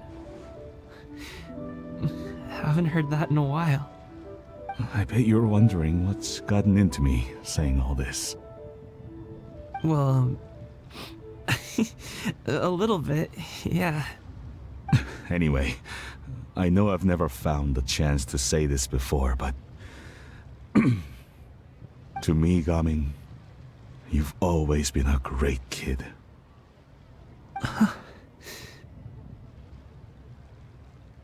Alright, that's everything I've got. Did you have something you wanted to say, or...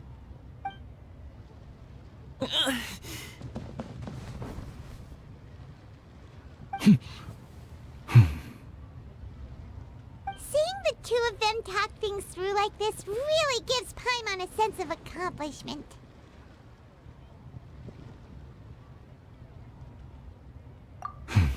Now go. Over there. Your friends are still waiting for you.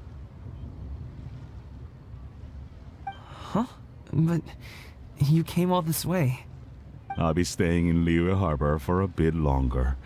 When you have time, we can grab dim sum together. Your treat, right? Dad, honestly. Go. Okay, then I'm off. See you soon.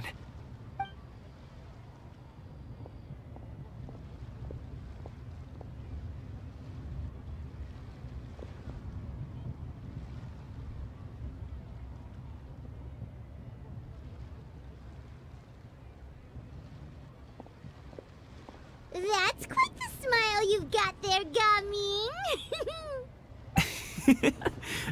Really? It's nothing to be embarrassed about.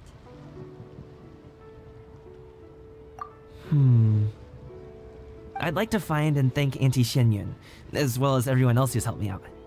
If everyone has time, maybe we could all get together and go fly a kite.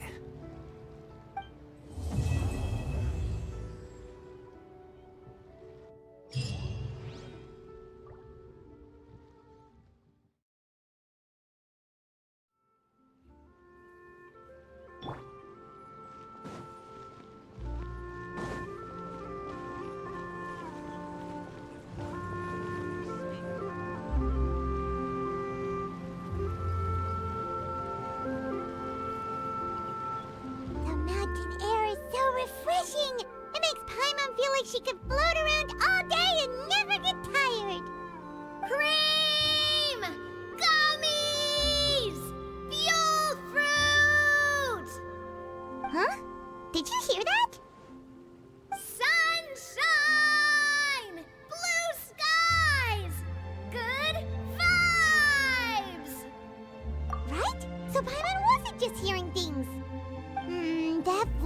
sounds really familiar. Well, we've got the time. Why don't we go check it out?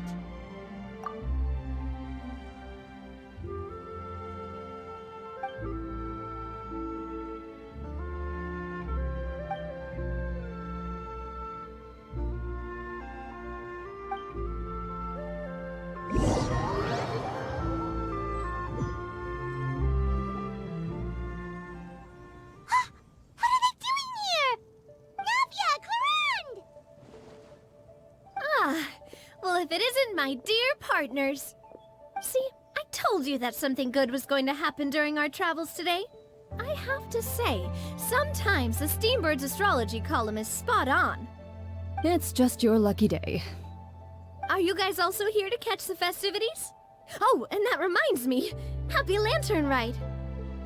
Happy Lantern Rite. Happy Lantern Rite to you too!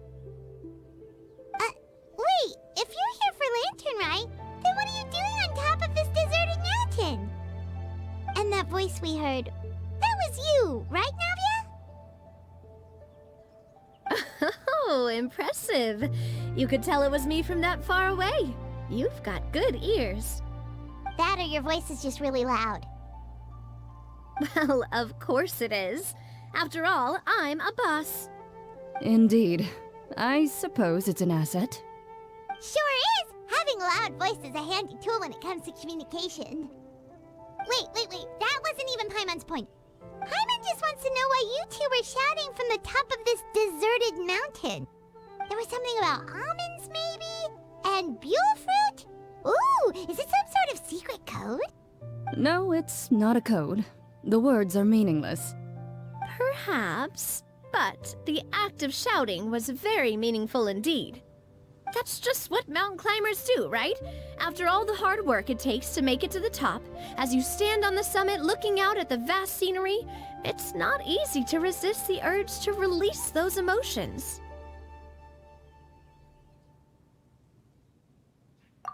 Exactly. You get me, partner. I was afraid that it would cause a disturbance, so I asked the locals around here, and they said it was fine. Apparently most hikers like to shout when they get to the top, so the locals are used to it by now. So, you see, it's not just me. I guess everyone shouts from the top of a mountain at some point in their life. Speak for yourself. When you're stressed, don't you ever just get the urge to do something for no reason?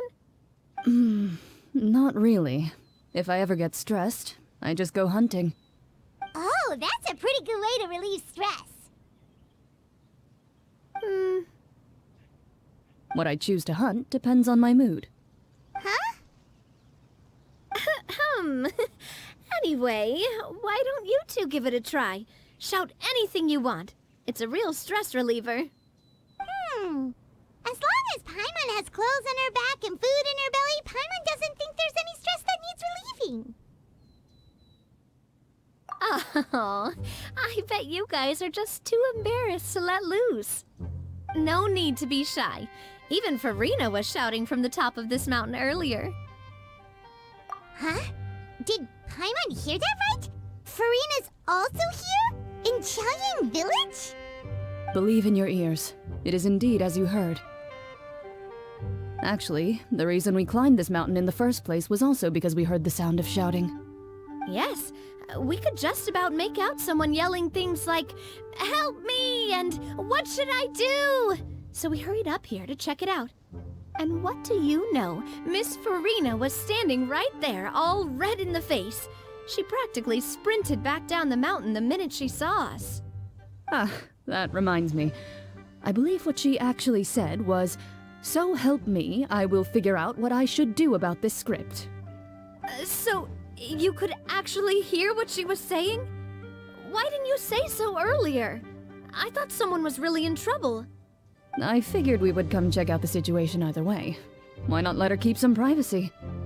Oh, seems like you caught Farina in the middle of some stress relief as well.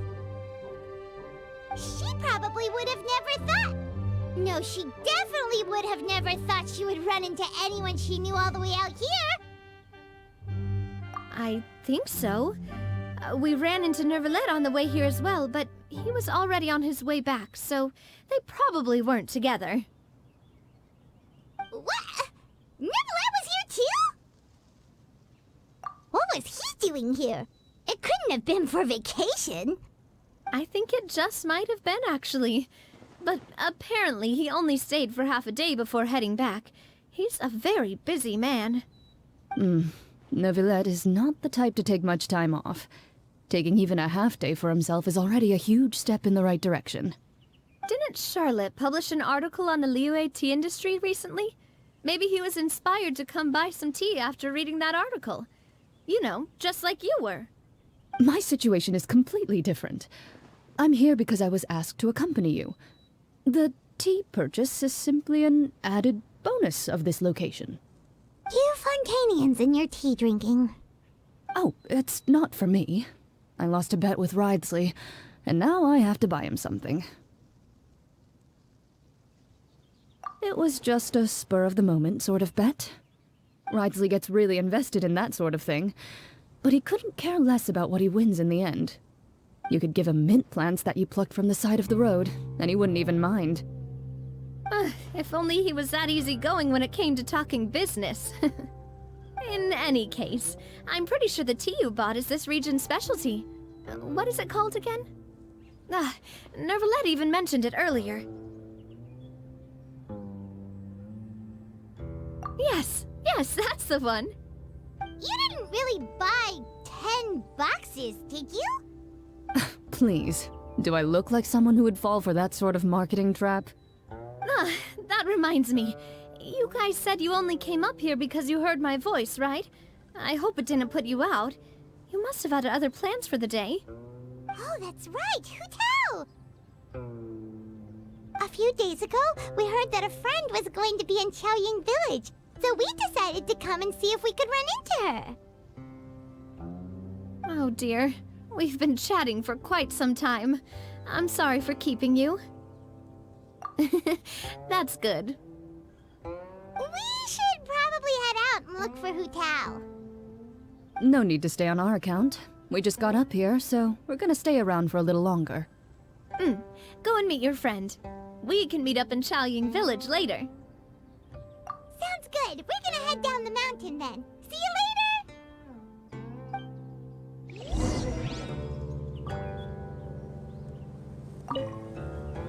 What do I have to do to get you to yell from the top of this mountain? Name your price. You really want to hear it that bad, huh? I'm just curious is all. I have a feeling you'll say something amazing. I will pass. I prefer to let actions speak louder than words.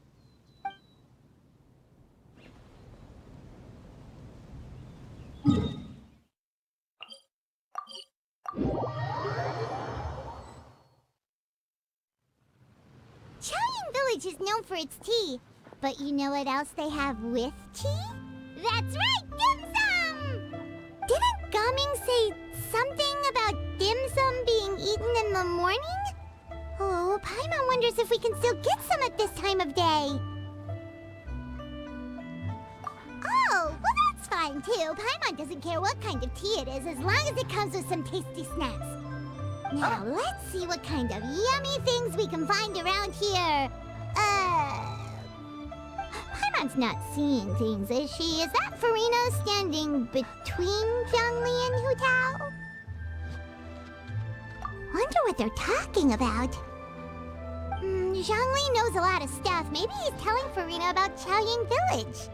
Oh, or maybe Hu Tao is trying to rope Farina into being one of her clients. Hey, this isn't the Fortress of Meropide. But Paimon could be convinced for the right price. Let's say, loser buys the winner 3 huge bowls of seafood kanji. Since Zhongli is there, Paimon bets things are pretty tame. It's decided then. Paimon votes for tour guide Zhongli. All right, no time to waste. Let's go see who's right.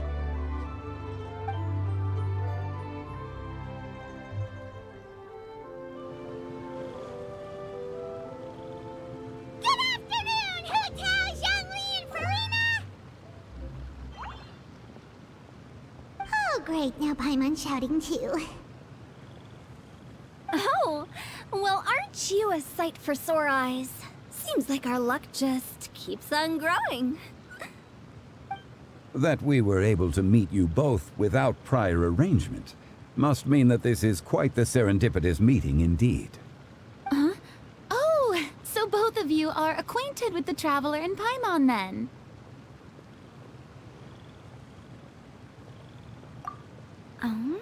Looks like someone's learned a thing or two from Zhongli. I must admit, I'm a bit surprised to see you here, Traveler.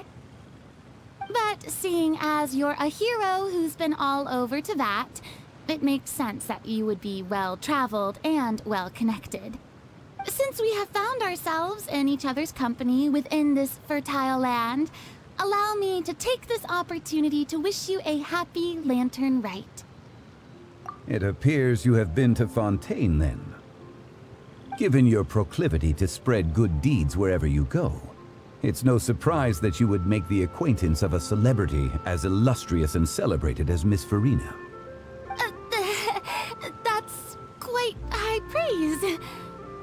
What I mean to say is, you flatter me, Mr. Zhongli. Although I've built up a certain following within Fontaine, it is no reflection of strength or wisdom. I stand before you right now as nothing more than an ordinary traveler in search of beautiful scenery and creative inspiration. There is definitely more to Mr. Zhongli than meets the eye. I could tell as much from our conversation earlier. Given his breadth of knowledge on both academic and worldly matters, there's no way he hasn't heard about what happened in Fontaine. Is he just feigning ignorance for my benefit? No. You're no common tourist. I simply won't have you talk about yourself that way. Does that mean Hu Tao also knows? You may not have heard, friends, but... Miss Hu Tao... Miss Farina is now one of my esteemed clients. Yup.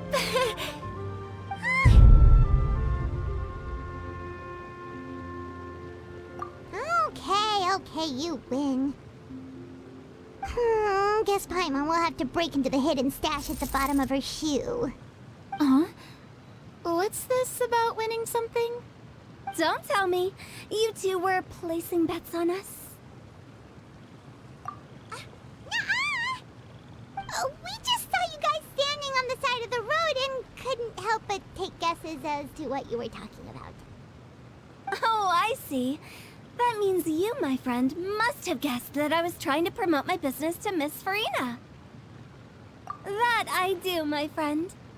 What was Paimon's guess then? Paimon thought Zhongli was showing the newbie around. By newbie, you mean me, right? If that's the case, then Paimon's guess was also correct. Oh, that's right. Mr. Zhongli was telling me about some great sightseeing spots in the area. Ha! You see? Paimon was right too! Since both of our guesses were right, there can't be a winner or a loser. Hey, don't be upset, Traveler. How about this? You buy Paimon a bowl, and Paimon will also buy you a bowl. As for the third bowl... Since I was the subject of the bet, perhaps it should go to me? You know, as a congratulations for the huge deal I just struck. I was just joking. Anyway, I should be the one treating you. The funeral parlor is about to bring in quite the sum after all. Oh, Paimon almost forgot to ask about the most important question. Did something happen recently, Farina?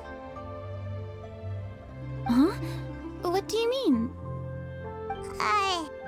Well, you know, with you enlisting the services of Wangsheng Funeral Parlor and all. Oh, well, yes. Really? Oh no. Paimon is so sorry for your loss. Although Paimon may have not known the person, please accept Paimon's deepest... Whoa, whoa, whoa, it's not like that, Paimon. Huh? But Paimon just thought, since you hired the services of a funeral parlor and all... Hey, it's not that big of a stretch. Really, Paimon? It's not like you don't know me. Do I look like I know anyone who would ask me to coordinate their funeral?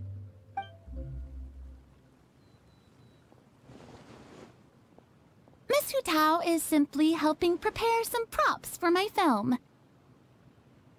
Not too long ago, I read a collection of horror stories from Liyue. The content was spectacular. In fact, I still feel the need to sleep with the light on even now. Anyway, that's not the point. Now that Fontaine's biggest star has returned to the stage, I figured it's about time the industry enjoyed a breath of fresh air. Hey, that's pretty good. I'll have to remember that for my ad posters. Oh, Paimon sees. That makes a lot of sense. So, did you come to Liyue just to enlist the services of Longcheng Funeral Parlor? Well, not exactly. My original plan was to just relax and enjoy the sights. But then I ran into Miss Hu Tao and Mr. Zhongli, and well, you know the rest. I suppose it was meant to be. It was a fated meeting indeed. Zhongli sure loves his lofty turns of phrase. But if you ask me, it's all thanks to that man who stopped to ask for directions. Oh? Who was it? It's someone you know. Wanna take a guess? What? How did you guess that on your first try? Very impressive, my friend. Your guessing game is spot on today.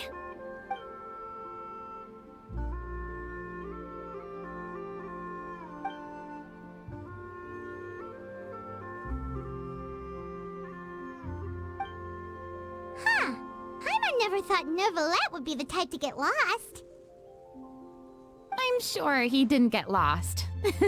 Even I was able to find my way to this place without any trouble. He was already getting ready to leave by the time I arrived. He just wanted to ask someone about the quickest way to get back to Fontaine. Yup, that's exactly what he asked. This area is full of mountains and rivers. It's normal to not know the fastest route. So, were you the one that pointed him in the right direction, Hu Tao? Of course. I'm also a guide of sorts, you know. So naturally, I also have a great sense of direction. But speaking of your friend... What about him? He doesn't get out much, does he? Ah, no wonder. He was stiff as a board and way too polite. I would have never guessed he was here on vacation if you hadn't told me. All in all, he was only here for half a day. I'm pretty sure he is the only one who would consider that to be a vacation. Oh? This gentleman you speak of must keep a demanding schedule. I'm sure he does. You didn't see him, but he was dressed like he was about to attend some important meeting. It wasn't anything like what someone would wear on vacation. Is that so? Wait, you didn't see him, Zhongli? Unfortunately, no. At the time, it appeared as if Director Hu and Miss Farina were having quite the productive conversation. I know matters of business can take much discussion, so I decided to fetch some tea for them. What a shame. That gentleman seemed like a sophisticated sort of guy. I actually think you two would have hit it off. Is that so?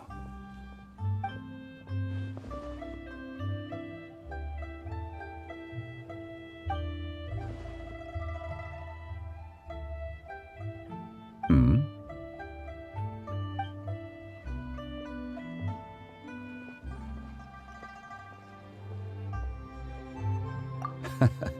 To borrow Miss Farina's turn of phrase, perhaps it just wasn't meant to be.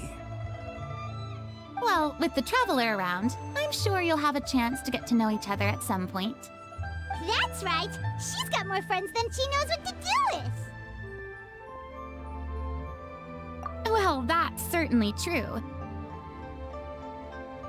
That reminds me. If you get the chance, you should try and talk to Nervalette into loosening up a bit. Just tell him the Palais Mermonia isn't going to fall apart if he disappears for a few days. He shouldn't keep himself cooped up all the time.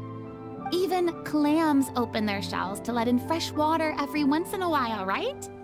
If he's really that much of a stickler for protocol, he can fill out a leave of absence request. He'd have to approve it himself since he handles that sort of thing now, but you know what I mean. Seems like this gentleman is also in charge of something pretty important.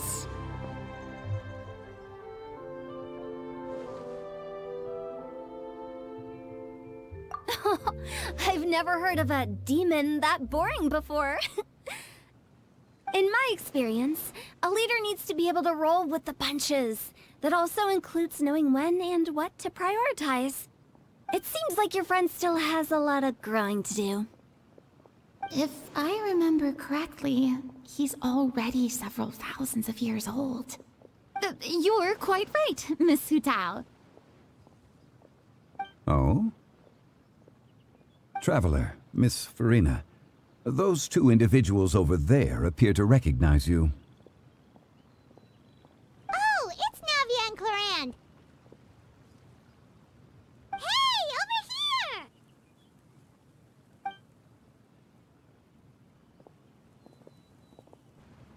We saw you all chatting over here, and we're wondering if we could join in.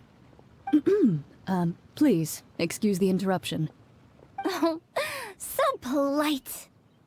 No apologies necessary. Any friend of the Traveler and Miss Farina is a friend of mine. Ah, straight to the point. I like it.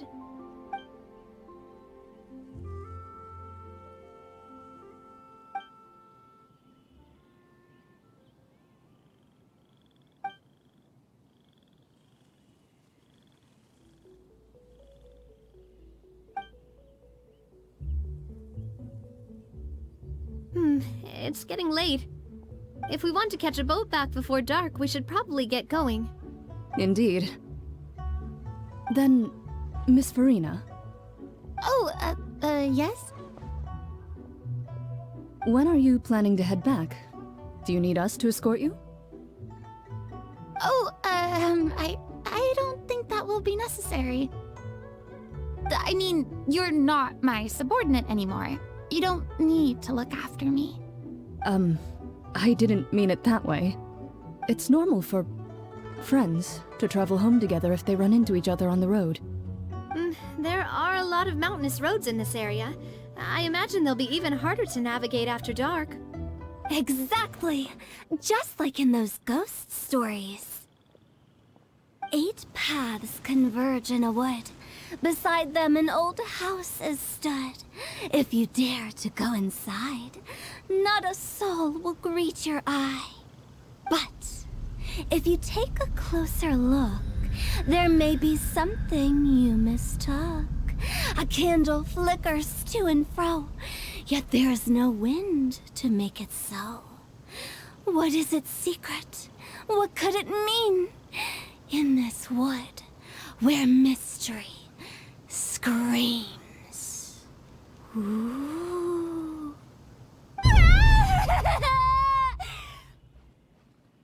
My dear demoiselles, ladies, no, I mean friends, please take me with you. Of course. Gotta say, Farina, you are really quite the character. By the way, did I hear you mention that Clorand used to work under you? Then you must have also been a leader at some point. Well, that's, all in the past now. Besides, being a leader is hard. It wasn't the right job for me. I prefer how things are now. I can come and go as I please, and get to enjoy the sweet taste of freedom. I see. Well, you've certainly picked an apt place to relax. Xiaoying Village is an exemplary choice. Only the best. And I've learned a lot, too. Thank you so much, Miss Hu Tao and Mr. Zhongli. It's fine. fine. You thanked us more than enough already. The next time you're in this neck of the woods, I'll treat you to some dim sum in the city. Dim sum. Is that some kind of Liyue term for snacks or desserts? They are a part of it. It's basically a table full of as much tea, sweets, and good company as you can manage. Oh, so it's basically a tea party! Sounds great! Make sure to order the winter melon cake and the lotus flower crisp. They're so sweet and delicious. Paimon knows you'll love them. Ooh, okay. I'll be looking forward to it then. Wait, but didn't you guys say you were here on vacation? How come you're all going home empty-handed? Of course I am. I bought tons of fun things to bring home with me. A kite, a parasol, a little tin frog that jumps. Oh, and a stuffed toy of a mythical beast. Chlorand is the one who didn't buy anything for herself. So all you're bringing back with you is that tea? And some tea-flavored hard candies. They're for Sigewin. Chlorand isn't much of a shopaholic. Well, one of us has to practice restraint. Hey, I'm hardly reckless with my Mora. I'll have you know, all the purchases I made today were well within my budget. Me? Oh, well, I bought some tea, of course. I just had to try all the varieties recommended in the Steambird. Other than that, just some bits and bobs, you know. A little bit of this, little bit of that. They should all be things I can use, I think. Now Paimon's even more confused. If you bought that much stuff, where did it all go? Into one of Linny's magic packets? Oh, actually... Monsieur Neuvillette took them with him. Oh, so that's what happened. Wait, what? Why did he take them? He's not hoarding treasure, is he? That's quite the imagination you've got there, Paimon. Monsieur Neuvillette just saw the amount of bags we had and offered to take them back for us. I felt a bit bad at first, but, I really did have a lot of stuff. He even offered to deliver my gifts to the Fortress of Meripede for me once he's done with the day's work. Neuvillette is a man of his word. If he says he can do something, then he means it. See, even Chlorand was happy to take him up on his offer. If even his trusty subordinate agreed, then who was I to refuse?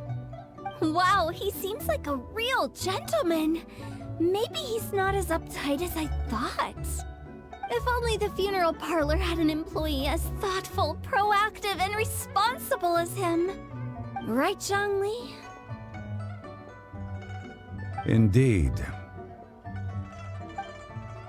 Corinne said Neuvillette offered to deliver her gifts to Risley. So if we go to the entrance of the Fortress of Meripede, maybe we'll run into Neuvillette. But we don't know exactly when he'll show up. Oh, that reminds me. A new year of work is about to begin. If there's anything you want to talk about, Zhongli, you know you can come to me. I'm all ears. Does the director have any concerns? It just seemed like you were a bit preoccupied today, and much less talkative than usual. He barely said anything other than, "Is that so?" and "Indeed." If you ask me, I'd say you're having a midlife crisis. You're getting to be around that age after all. Is that so? Ugh. I jest. Given its distance from the city, Chaoying Village enjoys a much slower pace of life. Surrounded by such peace and tranquility, I also seem to have developed a proclivity for inactivity. I apologize for making you worry. I see. What do you think, Traveler? Is this atmosphere putting you in a lazy mood too? Wow, you are getting really good at these kinds of lines. Indeed.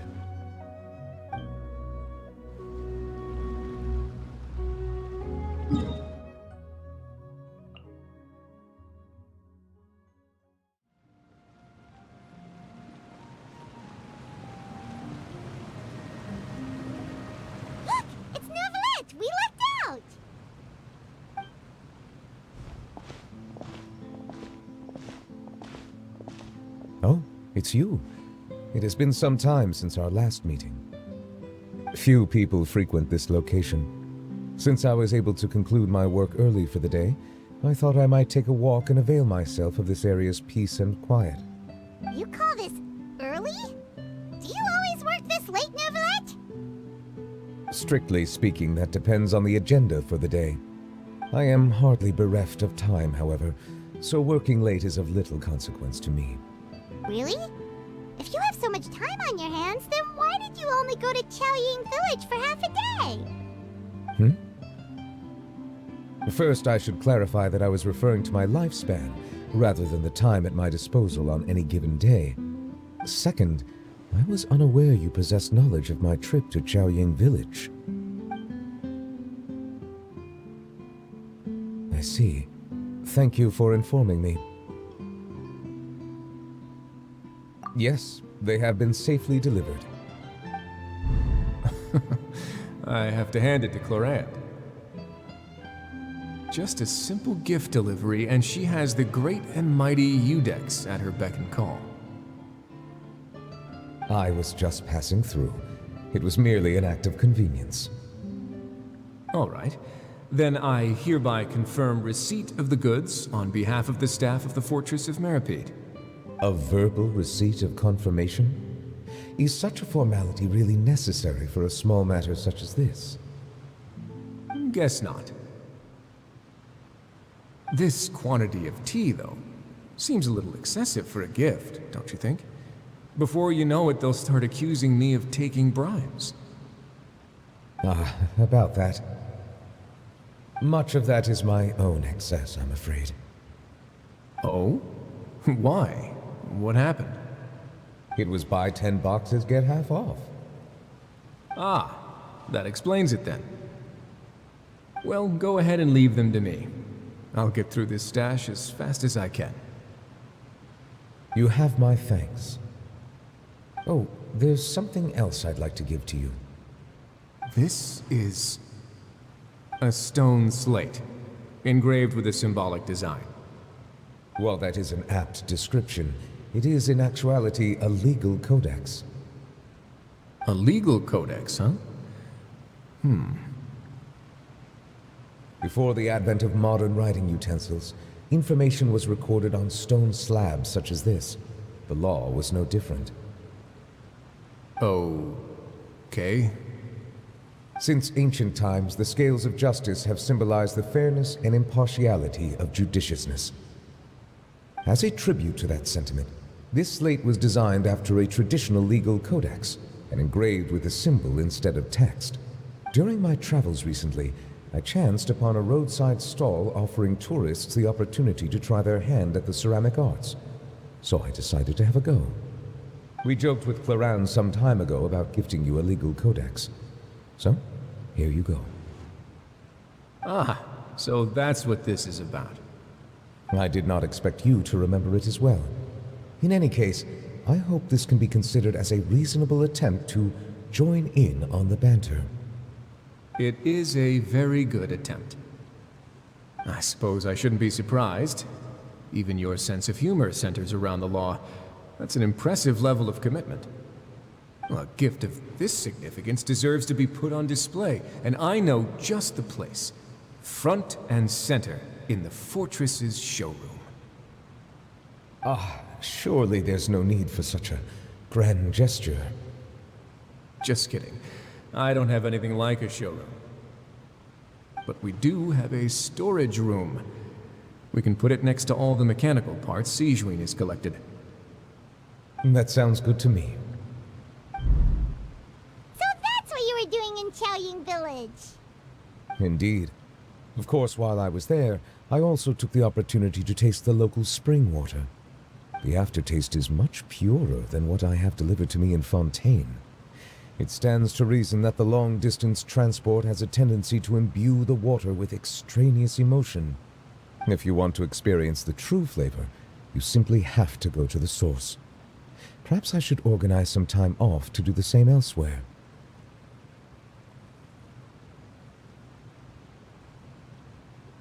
Then we are of the same mind. It appears my desire is justified. If buy a vacation, right? You can just take one. After all, you're hardly bereft of time. You can do whatever you want. You're quite right. I suppose I suffer not from a lack of opportunity, but rather a lack of inspiration. However, after reading a few articles about Liyue's holiday traditions, the idea popped into my head and made itself quite at home. Seeing as I was free of responsibilities for the morning, I decided to depart at once. Refreshing. My spontaneous outing seemed to inspire quite a few other spontaneous decisions as well. Take, for example, my foray into ceramics. At first, soil from the ground is granular and unforgiving, but add the right amount of water, and it becomes soft, moldable, and able to take shape. In the past, I never thought about how quotidian vessels were crafted, but now I have participated in their very making. This is also something I made today.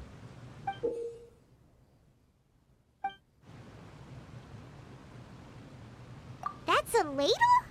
Paimon thought it was supposed to be some long-necked sea creature. That was indeed one of my inspirations. Really? You like it? To tell you the truth, given your unexpected arrival, I find myself quite unequipped to give you the welcome you deserve. Around such an important holiday such as this, human custom would dictate that gifts should be in order. But I'm afraid this is all I can offer. If you'll have it, that is. That is precisely why it would do me such a great honor if you accepted. You are most welcome. Happy Lantern Rite.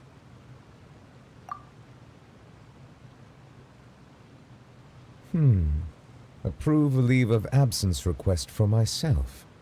That sounds like it could easily lead to a vicious cycle of self-indulgence, something which couldn't be in further violation of protocol. But I suppose I understand her point.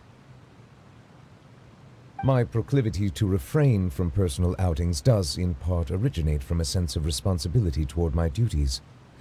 But it is also due to a lack of desire to engage in the human world. But now I see that the human world is indeed full of many interesting places to discover.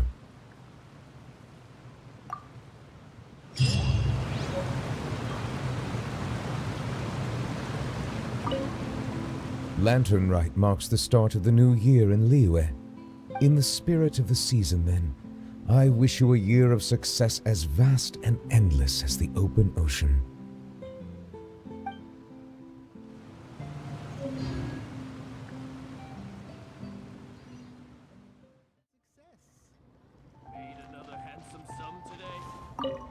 I don't get it. Is something wrong, Shenhe? Tell me. Perhaps I can help. The color black doesn't get dirty easily, so I thought this outfit would be acceptable to wear to work.